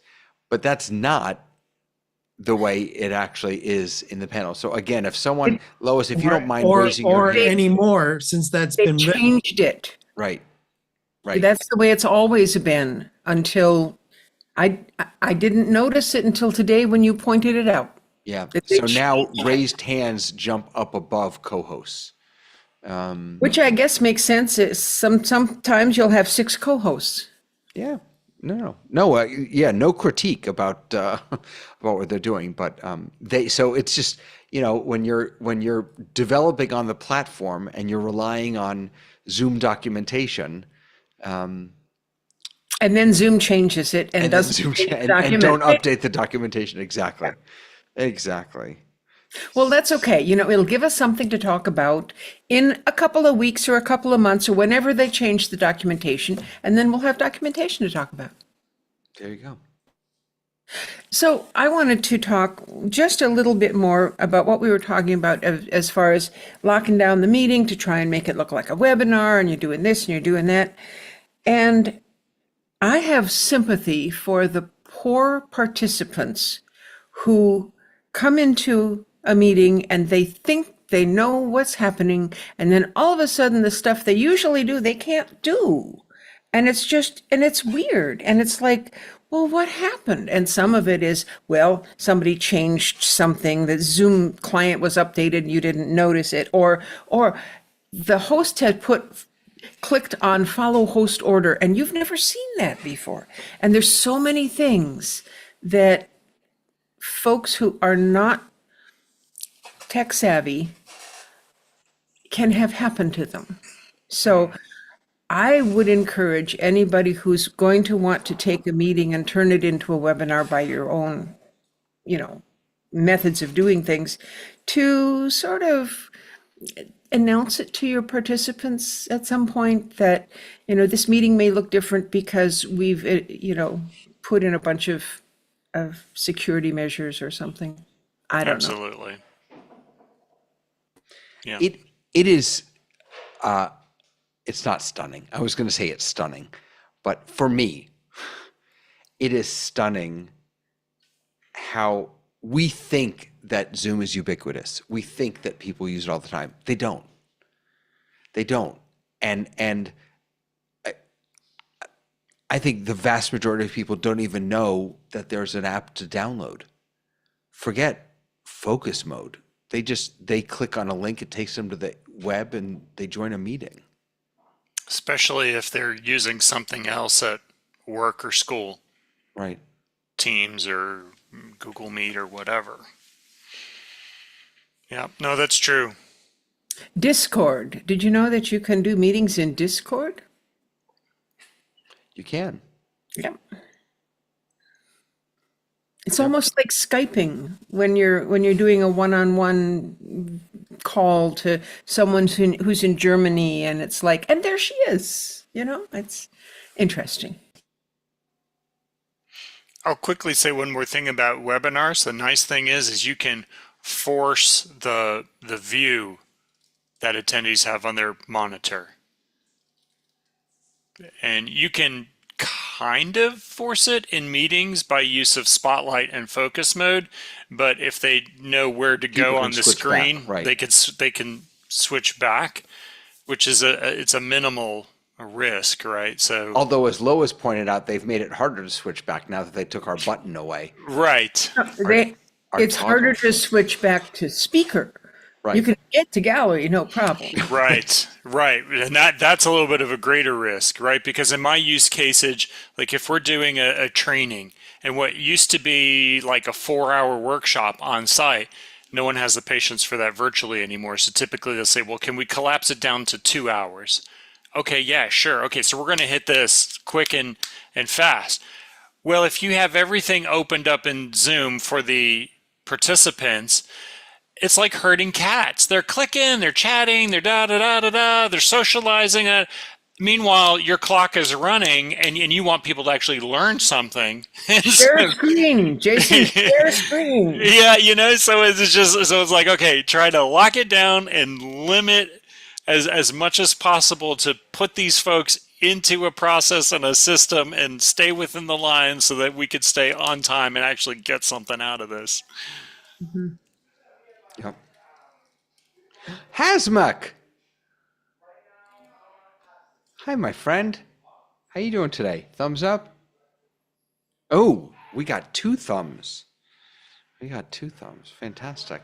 I wonder how many thumbs we can get out of all of us. Too many. Yeah, but be careful because now all of our things will start. Oh, incidentally. Mike, there we go. You were gonna do that. Things just. By the way, that's something that's really throwing people nowadays. These animated, what do you call it? The animated Emoticons? send with effect. Right. These things, these are really freaking people out now because they didn't know about these. Tony Is that a Zoom desperately thing or is trying that to- somebody else? Something Can't else? turn mine on. I can't turn it on. That is a Zoom thing. What you saw me use, Lois, that is a Zoom thing. It's Yeah, if you basically So we click have to down- go into our settings and where you. no, it's in your React. It should be in your React right now. So it's normally where you react. Now it's 2 different sections. If You you've have a checked heart. recognize hand gestures, because you could turn that on and off. Okay, recognize hand gestures on. So now I'm going to go like this, and nothing's happening. You're Okay. not doing it right. Well, you said turn it on, so I turned it on. Yeah, it's on. Wait, how do you? You Where might do have you to even- check in your. I think it's in the settings. web portal. Yeah, you might have to check in the web portal too. Yeah. You know It what's doesn't interesting? matter. Yeah. I can Lois, do when it I in did, real time. yeah, when I activated mine was all done manually. I don't have the gestures turned up. You know what's Then interesting? how are you doing it manually? I go to React again. Huh?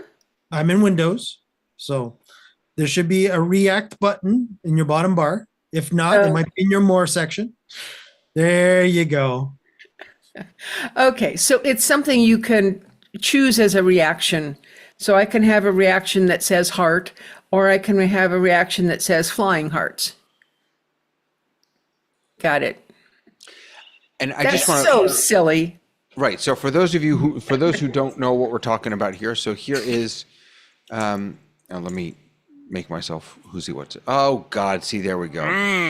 Can't do that. You're all just gonna have Can. to. It doesn't hurt. Yeah, it doesn't hurt. So here, send with effects. These all are effects up here. These are the normal reactions. What I do think it's interesting that they changed they updated all the icons, everything except for these guys down here. These guys are the same boring green checkbox, which, by the way, I think very few people know about. These are really handy. If you are taking votes, if you want people to vote, they can just vote like that. It's really handy. And then you can see that in your participants panel also. So someone's telling me to go It's not faster. working. Tony, you have to go into your settings outside of this little. Is he still trying to turn on the? Well, I used to have this, so I'd go like that and my hand would go up. I don't know why it's not working today. Maybe you've got it locked in this meeting. I don't think so. I have everything turned on. Huh. And You've updated your Tony. Is your client updated? As far as I know, it is updated. Tony, are you on Windows or Mac? I'm on Mac. So Mac has another setting too, right, David? Because you had that issue a few weeks ago. No, that was the the Mac. What do you call it? Emoji things. And that was I couldn't turn them off. So, Yeah. Well, right. the Tony needs to turn them on. Right. So the reason there's something weird if Zoom is open and there's another app that's also capturing your webcam open, that you can't get to the Zoom one to turn it off. So it's a weird thing. Where do you turn off the hand gesture thing? Where is that? I think even it's see in your video settings Video under, settings? you open the settings, you got that little window, Yeah. and then there's one that says backgrounds and effects. And now let's clarify. David, are you in the web portal settings or are you in the meeting client No, video I'm just in settings? the meeting client. Okay. So here I'm in- I am. I'm in personal settings. Yeah, David, in the meeting client, you're talking about gestures? Yeah. Yeah, if on the react button, there's an up arrow that'll allow you to turn within the meeting while the meeting's going on, I don't have an up arrow. gestures on and up. You don't have that? Is that just a No. Windows thing? I don't have an up arrow. I think it's a Windows thing. Mine says the up arrow says recognize hand gestures, but nothing's happening. You have an up arrow? I have an up That's arrow. that's in the reactions button on the bottom of your I Zoom. understand that. I don't have an arrow. That's not fair. Where's my arrow? Okay, to the right It's of a React, it's a triangle, little by the way. It's carrot. not a. It's Okay, not- It's a you can carrot. keep saying that, ladies and gentlemen. I do not have an up arrow next to my react button. Where are you getting your React button? Through the three dots or down at the bottom of the screen? Oh, for the love of God. Hold on a second. Let me show Well, you this. it makes a difference if your No. screen. I'm getting it through. It's just at the bottom of the doohickey. So here is, okay, so here's my screen again. And now, oh wait, let me undo this so you can actually see. Okay, so here is my thing. And now, if I go up here, so there's my React button. I do not have a little doohickey next to it. Let me turn off this. See, no doohickey. Try And if I your three click- dots. Try your three Try my dots. three dots, all right. Chat, raise hand, captions, record, breakout rooms, polls, puzzles, polls, quizzes, whiteboard, stop live stream, start focus mode, reset to default. Check under your general settings. So yeah, video, the little up arrow, yeah, it might be. You might have it turned off in your and client. then, oh, I lost David's screen. Yep. Yeah, I have to keep talking. Okay. Yeah, general. General. And then Alright. scroll down. And Hey, you'll sir. keep scrolling. You'll see the thumbs. I didn't know if we finished our. Display your reactions above toolbar. And scroll down a little bit more. There is no more. Hold on There a is no second. more. Oh no, there's view more settings. That But then that's takes gonna you take to me the to the website. web.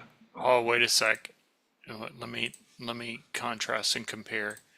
Oh, wait a second, guys. Hold on. Here we go. In Windows, we No, have activate.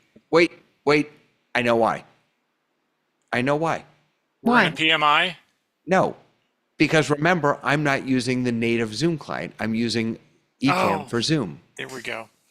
So they, for whatever reason, forgot that little carrot. That detail. But I mean, still, even within the general settings, I was surprised it wasn't there.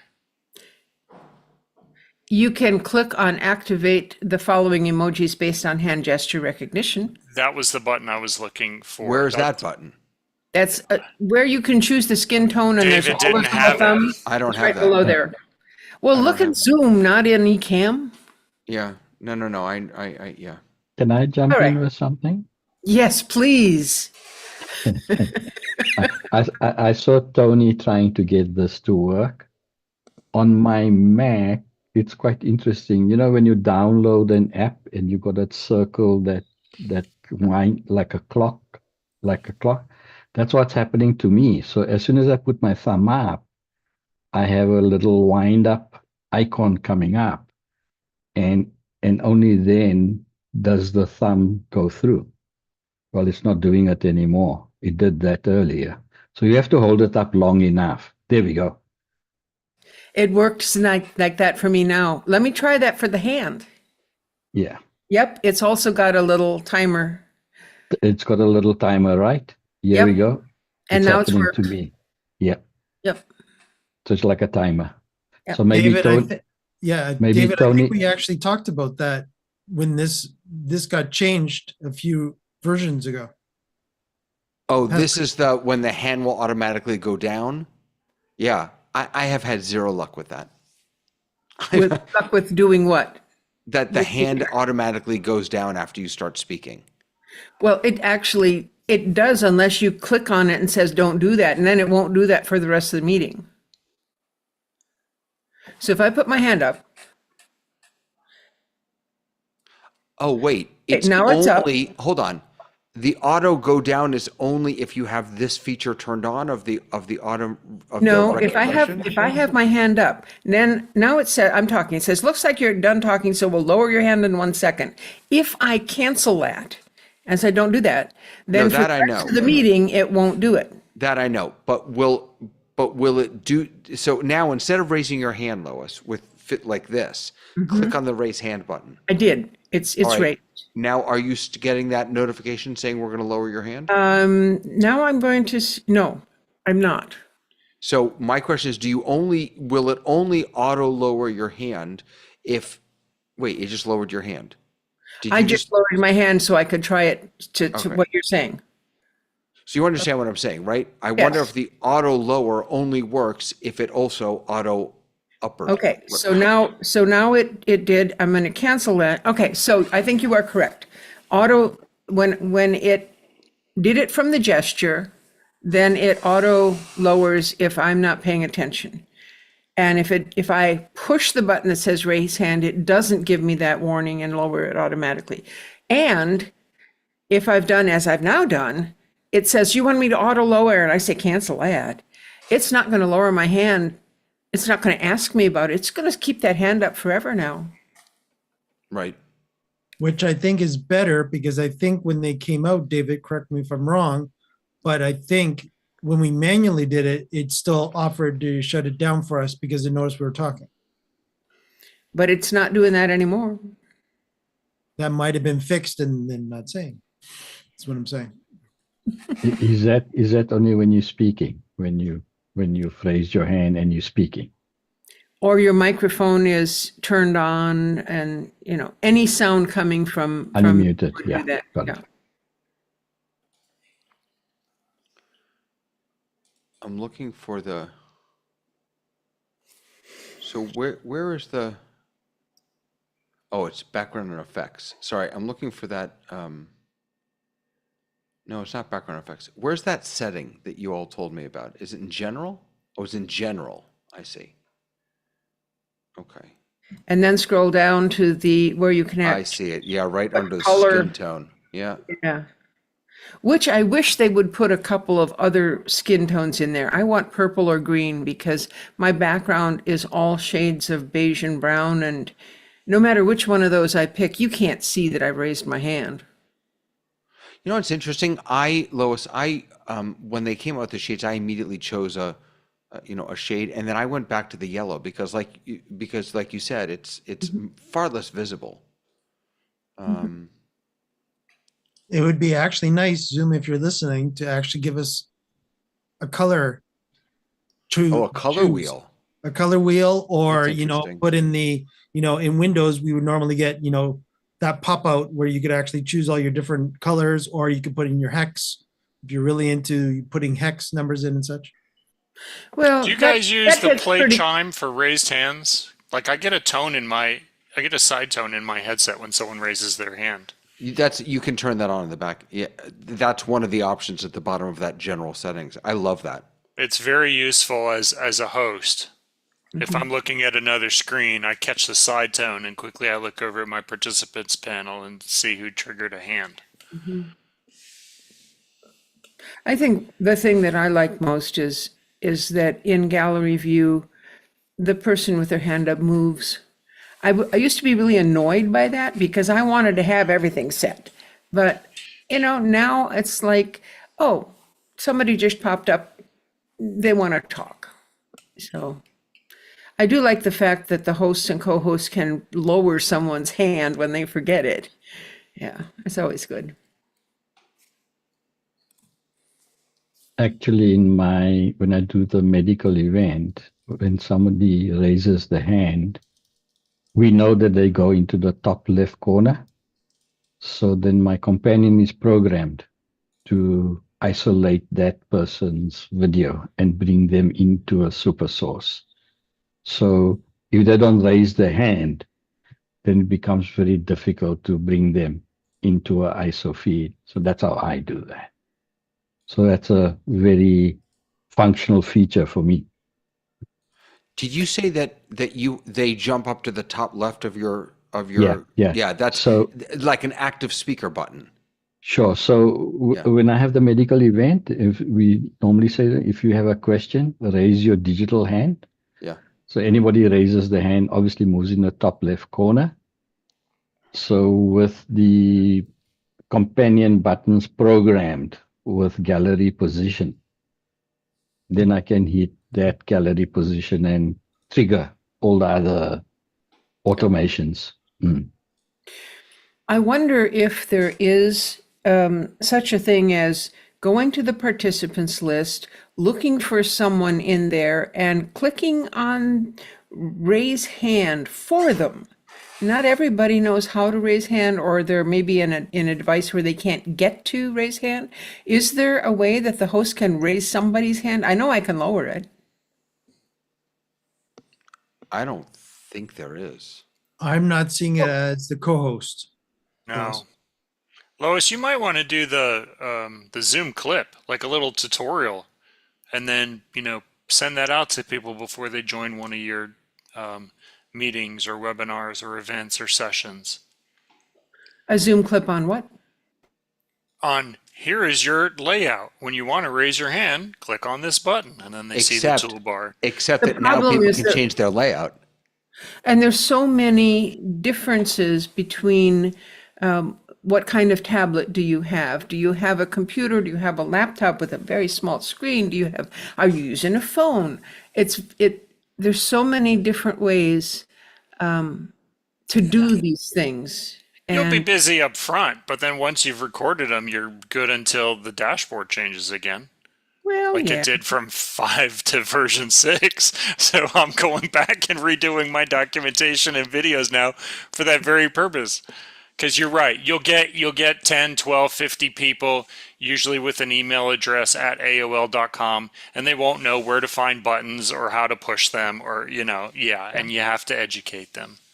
Well, that's what I did when we first got the lockdown and with COVID, and all of a sudden we were looking for ways to connect, and people started using Zoom, and I'd never even heard of it before. So I found that and started teaching people how to use Zoom, and then Jeff started this, and we took off from there. And so, yeah. And now if I go back and I look at those, they're silly. They're not effective anymore. But Time yet to freshen them up. most of the people though have learned who are planning to use it, have learned how to use it by now. It's been 3 years, 4 years. Lois, were you using OBS for a while too, or are you still using OBS? I am not using OBS. I have used it for a couple of purposes. When I was doing the Birding with Lois show, we used that to integrate different things. But I don't use it on a regular basis. I'm pretty much plain vanilla Zoom, one screen. I mean, I bought another monitor, but there's not room on the desk for another monitor. So, You put it above. Put it on a stick above. yeah, right. No, things have changed. Things change all the time, you know. You think that I thought, oh, Birding with Lois, and it took off with a roar. And oh, it was so great. And then we did the website, birdingwithlois.global. I am so proud of that site. And then I had a heart attack, you know, and that stopped that pretty well. And then my husband had a heart attack. And then I broke my hip last November. It's like, so I'm not going to ever have a studio. I was changing that back room into a studio. Ain't going to happen. But I want to talk to Tony about your studio setup and how you're planning to do it, and share with you some of the things I learned from folks at the office hours and after hours about Okay, I'm all ears. sound of deadening and that sort of thing. And the really cool thing is that since then, and that was a few years ago, Zoom has gotten so much better about doing its suppression of unwanted noises. And so it's not nearly as important, in my opinion, as it used to be. But yeah, but anyway, yeah, I'd love to talk to you sometime. Give me a call. Sure, absolutely. Because right now, it's so funny. You guys can't hear the air conditioning, but it's extremely loud for me. Mm-hmm.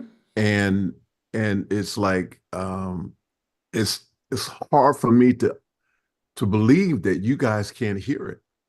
Well, you know, there's another thing, and that is so I have this microphone, this lovely Yeti Nano microphone, and there's a hole in the bottom that you can plug headset in or earphones or whatever.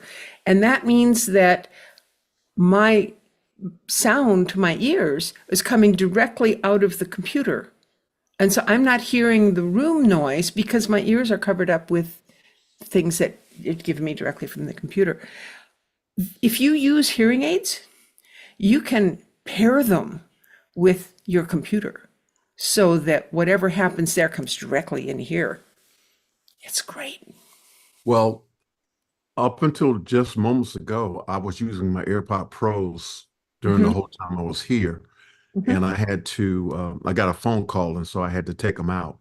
But right now, I'm not using the AirPods at all. So has it changed any, or are you hearing anything? No, what you are wearing in your ears has absolutely nothing to do with what we hear. Okay. So Because are you finding that it's noisier or less noisy now than it was before? Okay. I was connected through the AirPods with the microphone as well as the headphones. And so I wanted to ask if that was making a difference. But So I could tell the difference in that the microphone that you're using now is higher quality. Your voice sounds better. I'm getting a lot more low end. I could definitely tell when you were using the AirPods before. Now, as to the background noise, no, there's no background noise on either the AirPods or on. I'm assuming you're using a desktop mic or something like that. Because no, of the I'm low not. end. I'm just using a MacBook Pro 2021 M1 MacBook. It has a good microphone in it. Yeah, it does. Got a the good only thing I'm using. microphone. That's the camera, the FaceTime camera, Yep. and it's the microphone and I'm using the speakers right now. Sounds So sounds good. So that's the Zoom noise cancellation doing its thing. Right. As far as your camera goes, if I pin you and look at you, I think that you're a little bit, I don't even know the terms. It has fewer details than it might with a different camera, but it looks good. It doesn't look like like a lot of people's look. It looks pretty good. well, it's what's you'll laugh when I tell you this. This wall is actually gray Mm-hmm. because of the light. The light has a yellowish tint to it. Mm-hmm. So I have none of my setup equipment in here in this room that I'm in right now. So it's just a laptop that I have, and I'm using the FaceTime camera and of course the speakers and everything that's associated with the laptop. Mm-hmm. Tony, the quick fix of doing that before you move everything into the room, switch from warm white to cool white bulbs. If you like, if you don't like the yellow, I think it looks fine. Your skin tone against that looks fine to me. Well, I have 3 sets of light that are part of my setup. So my intention is to bring them in and not use this light at all. That's, once I bring the setup into the room. Why don't you run over and turn that light off and let's see what it looks like without that light? I can't run over there right now. Oh, okay. Lois, I'm not able to walk at this time. Oh, I'm sorry to hear that. Yeah. I had surgery in January, and one of the I want to say side effects is that I lost the ability to walk. So I'm in a wheelchair right now, and I'm right actually on the bed, not even on the wheelchair. So Are you getting it back? Is this a temporary thing? I believe that I should be up and about. The goal is to be up and about and to have my setup in this room Mm-hmm. by the middle of June. That's the Wonderful. goal. Wonderful. So I'm expecting to have a couple of things. It's kind of funny. I needed to get a knee X-ray, and they brought this great big machine into my house and did the X-ray in the Wow. house. And so I was like, modern technology, amazing. But I'm thinking that the middle of June I should be up, and I was talking to Mr. Clark Lopez Waterman a little while ago, and he's planning to possibly come and help me move everything into this new space. Good.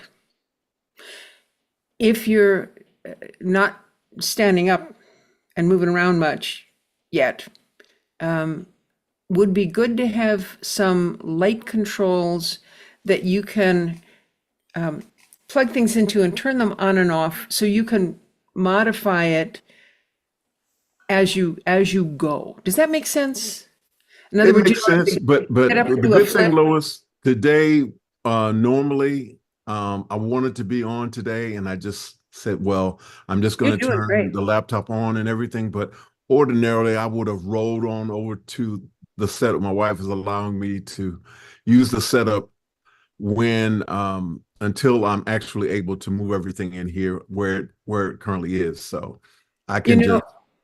I've been on your show and I've seen your setup. I like this better.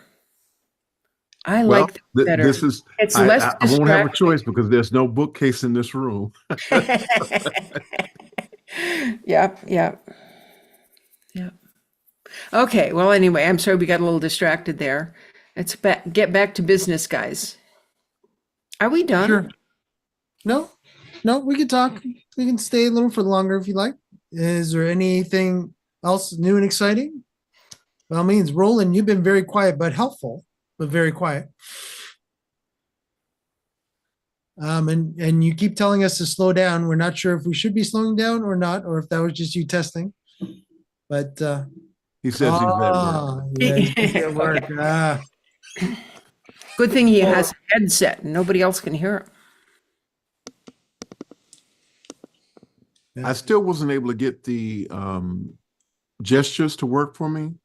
And I was wondering if I had SPX running in the background, And so I turned it completely off, and it's checked that gestures are supposed to work, but it's still not working. Okay, so when you do this, it's never going to work because it has to be absolutely still for, I think it's 30 seconds, is it? Yeah, I'm not entirely sure. Okay, now I'm getting the hand. I wasn't getting the, I wasn't, There we let go. me try this again. Okay, I have to have the thumb in the proper position. Put your fingers together. No, I mean like this. Okay, don't move. Let's see if that does it. I think it just isn't turned on in your settings. When I go to at the bottom of the Zoom meeting, Mhm. if I go to reset, it has React. a heart. React. Right? Yeah. And let's see, it's showing me the menu of the different effects and all of that, right? Uh-huh. Do I need to click on any of the three dots? No. If you look at React, the little heart, right next to it on the right, do you see a caret, a little up arrow kind of thing? Yes. Yeah, okay, click on that instead of on the heart. Okay. Now, it says recognize hand gestures. Is it checked or not checked? It's checked now. Okay. Yeah, and you want to make that, yeah, so it's not in front of your face. That's good. Let's see if it's going to work. And it worked. And it worked. Bingo. All right. And let's see if that one works. It should replace the hand No, up. it goes right beside your hand. Uh-huh. Okay, great. And that I don't think is going to do anything because your hand is already up. It's Now, not. Tony, is it asking you, do you want to keep it up now that you talked a little bit? Yes, it asked me, do I want to cancel it? That's up to you. So the Or it's cancel, going to do it 3 seconds It's without me doing anything. it's going to get rid of it unless you say cancel this cancellation. See, the Okay. cancel means keep my hand up. And that will sometimes be useful if you've got a question, you put your hand up, and then somebody says something and I react to it. And the computer hears it and goes, well, she talked. Hey, Roland, I saw your hand go up and go down. Are you going to say anything to us? She's not going to say anything to us. She's at work. Okay. Yeah, it still worked. Got Tony. All right. Boy, this So- has been a hectic day. We did a lot of explaining of things. I think this is good. Did you guys cover captions, multiple captions, I'm sorry, let me clarify.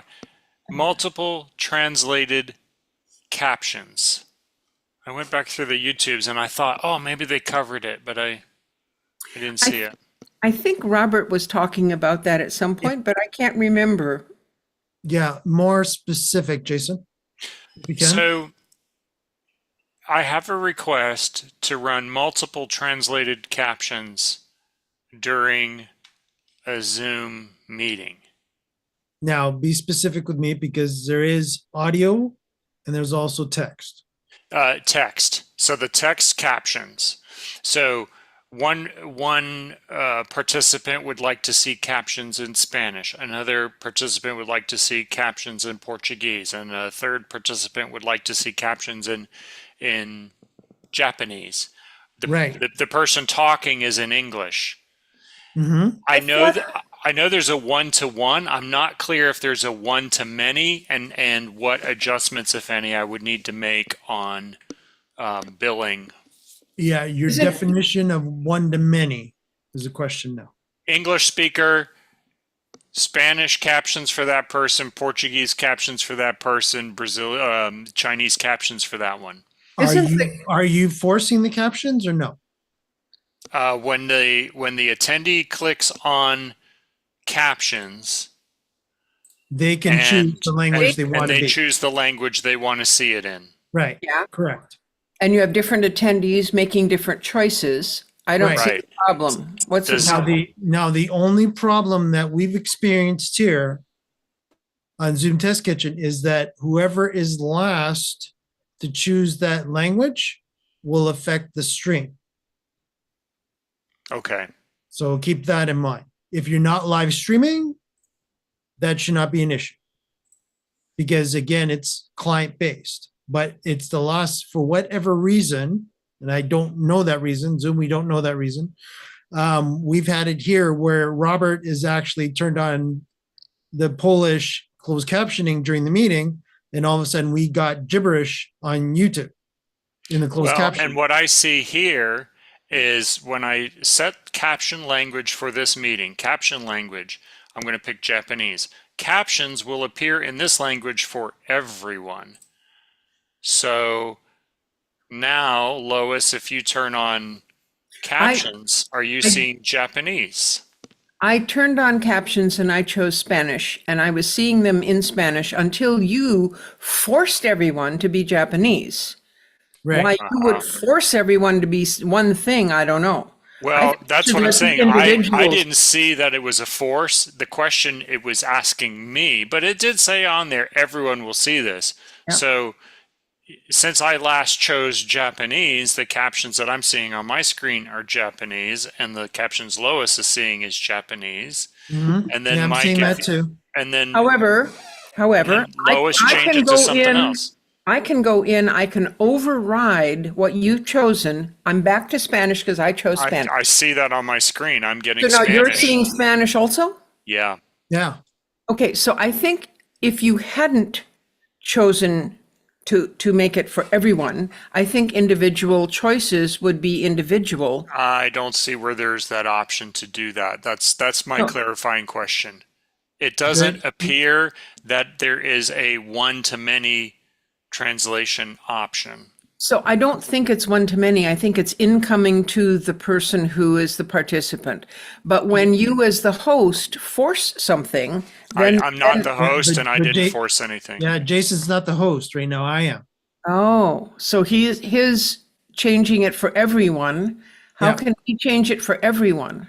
I Because don't it know that. appears there is not a one-to-many option. Yeah, the only thing I can think of is that, and again, I don't know what David has done in the back end for the meeting.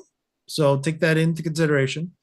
So let's say that there is a possibility, I do see things popping up. Yeah, I changed it to tie. Okay, yeah, so again, I am seeing, as soon as Jason is doing that, I am getting as a host, I am getting pop-ups that that translation was turned on by Jason. I saw that when it happened. I wasn't told what he turned it on and changed the language to though, as host. So that is a concern. But again, I don't know what David is allowed in this meeting or not. So it could be a per meeting item that could be, if somebody does ask, there might be a way to set the meeting to, and again, I don't have the meeting settings, obviously, because it's not my meeting. I'm just host now. So my thought is that hopefully there's a toggle within either the admin or the user admin that could actually toggle that says the host is in control of what the main closed captioning is. And if the user wants to change it to their local language, they can. Some sort of thing. That I think is what Jason's asking, right, Jason? Yeah, Mike, and I can you- haven't found such settings yet. Can you go in as host right now and see if you have more control than Jason and I do? I changed it to Russian. I Yeah. see that on my screen. Yeah, I do see that as well. So again, I can go into so host control, set manual captioner. Okay, host That's caption if you're control assigning settings. someone to type. No, I'm Right. talking about if you go to the React caret and see if you have more options when you click on. Right. So what I'm seeing so what I ended up seeing, okay, so there is something that actually did pop up that says allow closed captioning for this meeting is on, but David did not lock, which is this toggle, which is lock caption language for this meeting. Okay, so that means there's only one language available for translation, not multiple. And it sounds like that's the case for all of us because Right. So now I'm going to set it to lock to English now. So now if you guys There it do is. show Yep. captions, now we're in English. there it is. I've locked it now. So try to change it Okay. to your local language and see what happens. No, that You don't have option the is option taken of away. that setting. It's not there. Okay, so let me again go back in and I will unlock it. So again, now you should be able to change it. And there we go. This is Ukrainian, by the way. Cool. I appreciate that. So, okay, so it doesn't appear that there's a one-to-many translation service. It's a one-to-one for the whole meeting. So whether a participant sets it to Russian or the host locks it to Spanish, that's it for everyone, regardless of what language you can actually read. Right now, so again, just for my sake, because again, I have different stuff for host. So right now, if you guys go into show captions, you don't have any options at all? Or We do you have view transcript and caption settings. and And when I that's it click now, on caption settings, I can choose the font size, the font color. which takes you to your client. Yes, Yeah, it's Yeah. accessibility settings is what it is. right. Under the what used to be called the desktop client is now called the Zoom Workplace app. Right. So your now you're in the settings. settings within there. Correct. Okay, so yeah, so you do not now have the caption language choice. Correct. Correct. Okay, which I still do as host. So I could actually change it on the fly to, an example would be, let's do for Robert Dick. Are you sure you want to change the caption language? So This will appear in this language for everyone. Everyone. Save. Yeah. so There we go. Different So now it language. changed to Polish. Yeah. do you think that different breakout rooms can have different captions? Caption, no, not what I read in the documentation. Caption is only in the main room, not in breakout rooms?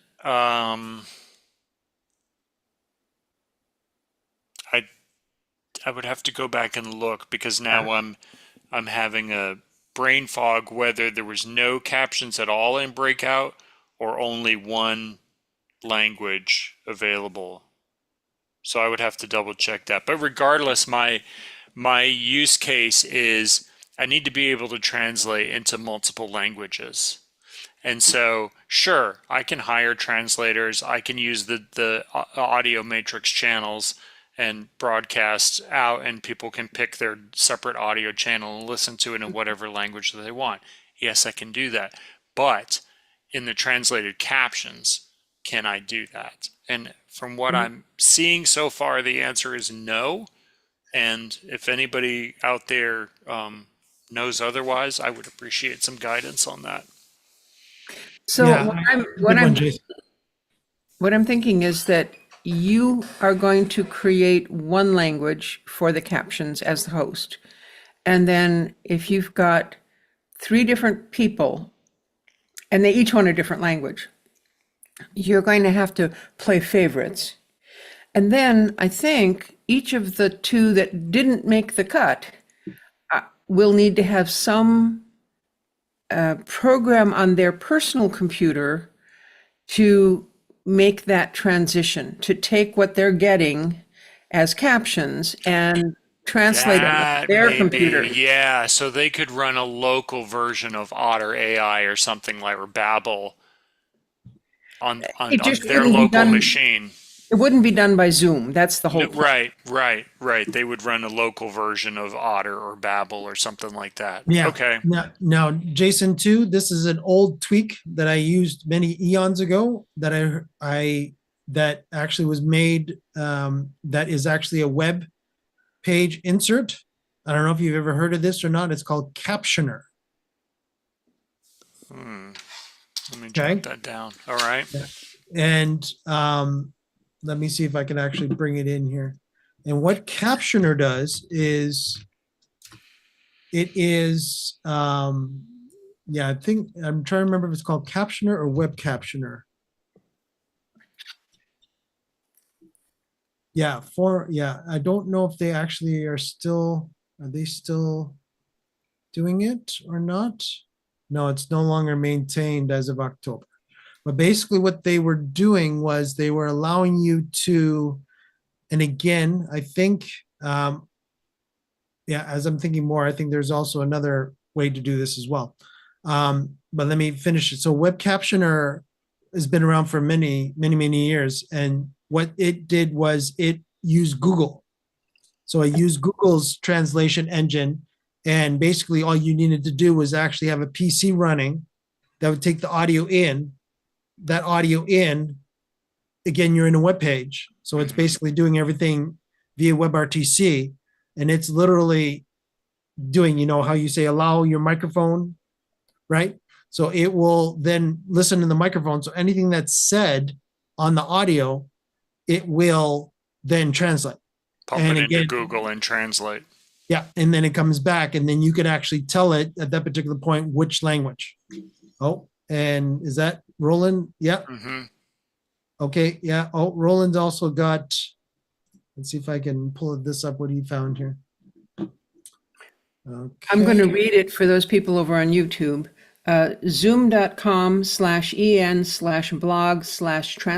Zoom.com/en/blog/translated-captions.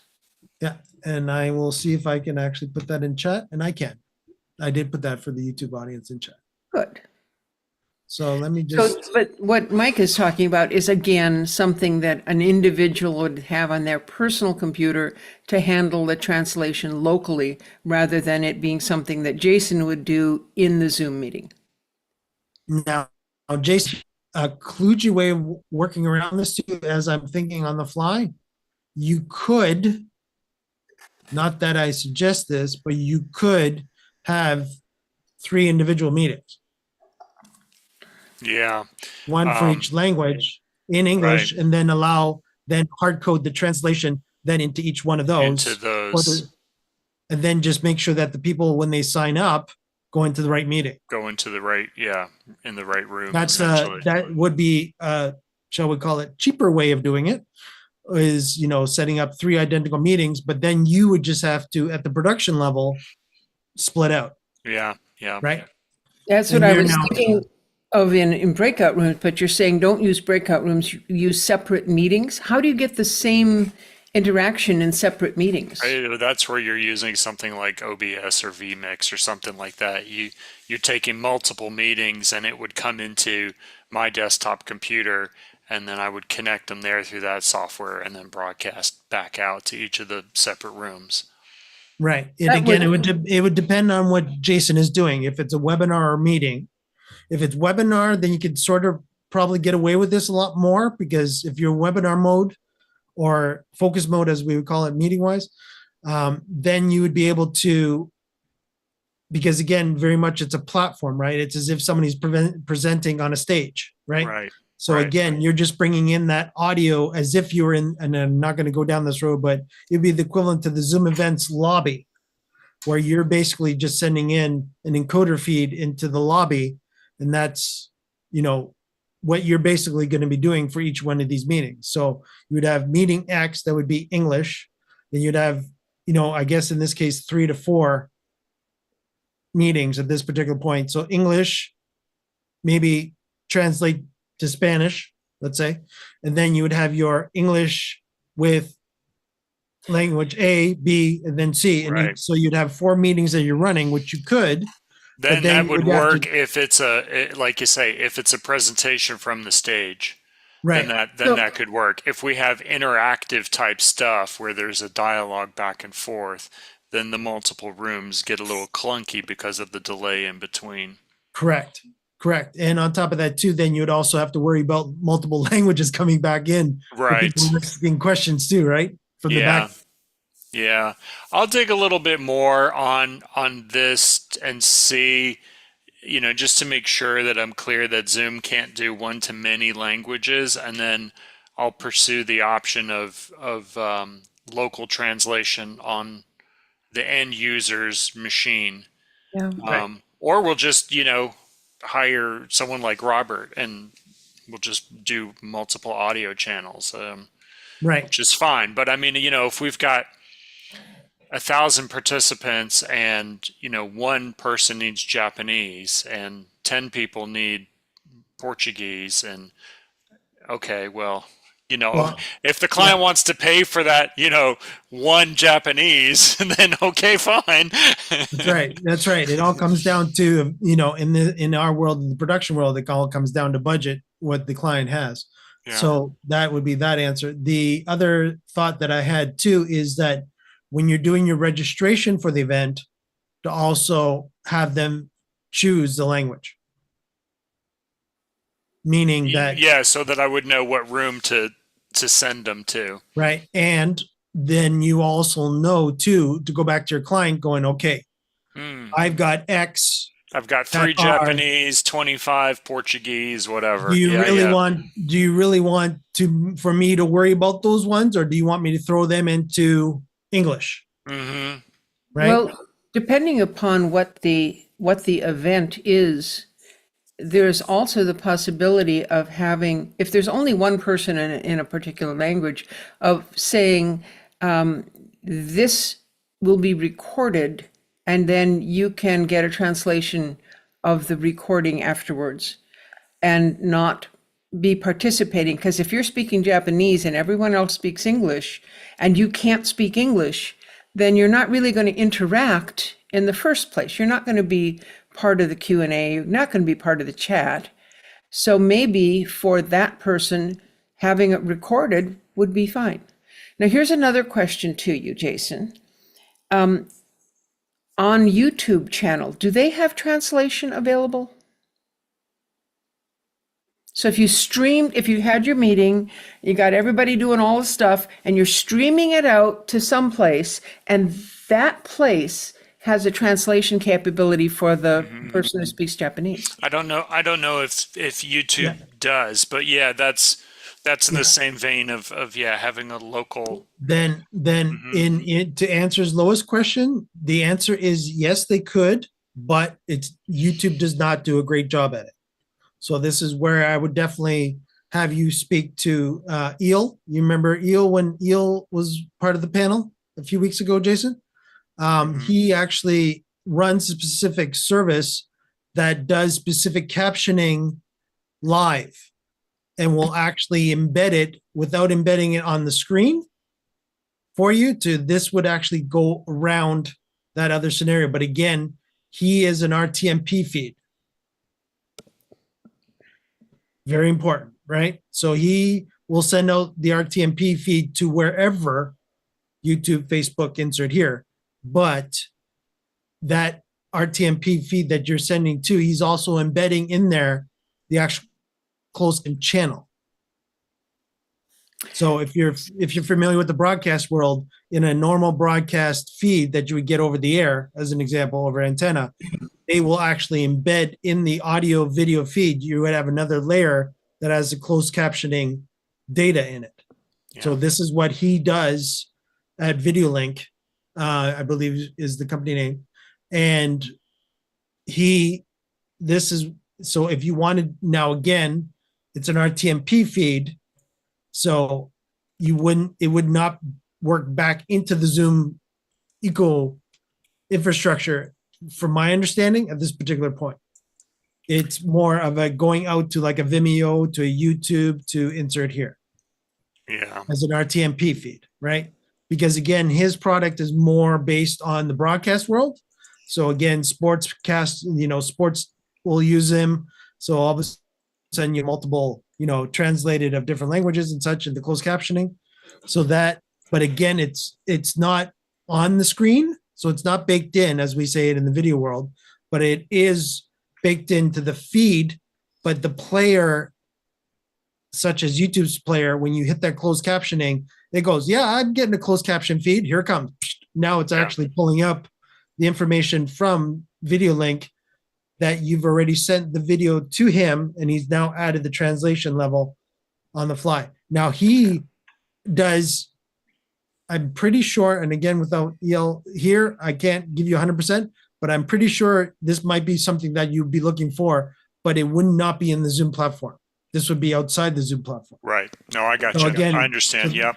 So that would be up to you and your client, of course, if they Yeah. wanted to keep it. No, that's Zoom or not. helpful. That's helpful because as I scope this thing out. So, all right. Thanks, guys. I appreciate that. So Roland put something in the chat, Yeah. and I think Yeah. it's just, I don't think it solves the problem. I think you still have to pick one language, That's but how I interpret it too. yeah, but so there is, it's a Zoom thing, so. All right, well, good luck. I'm gonna head out. My goodness, it's 2:30 already. It's, Well, yeah, have a good Go afternoon. get some lunch, yeah. Take care, Lois. See you Thank you, later. everyone. Have a great weekend. Yeah. So Jason, I put the link in there for you for videolink.com. Okay. Great. Thank you. I've got a bunch of reading to do. Got it. You got it. So All right. anything Thank new- you. Yeah, no problem, Jason. Roland, anything new and exciting before we wish everybody May the 4th be with you? Which is tomorrow. But again, for some of our folks that are already into May 4th, happy May 4th. That are in the, oh, Roland's telling everybody have a good weekend. All right. So I guess I will finish us up, Jason. All right. Take care, buddy. And we will see everybody next week. Same time, same station. And again, as I said, May the 4th be with you tomorrow. Unless you are, of course, in the time zone where it is, May the 4th already. So take care, and we'll see you guys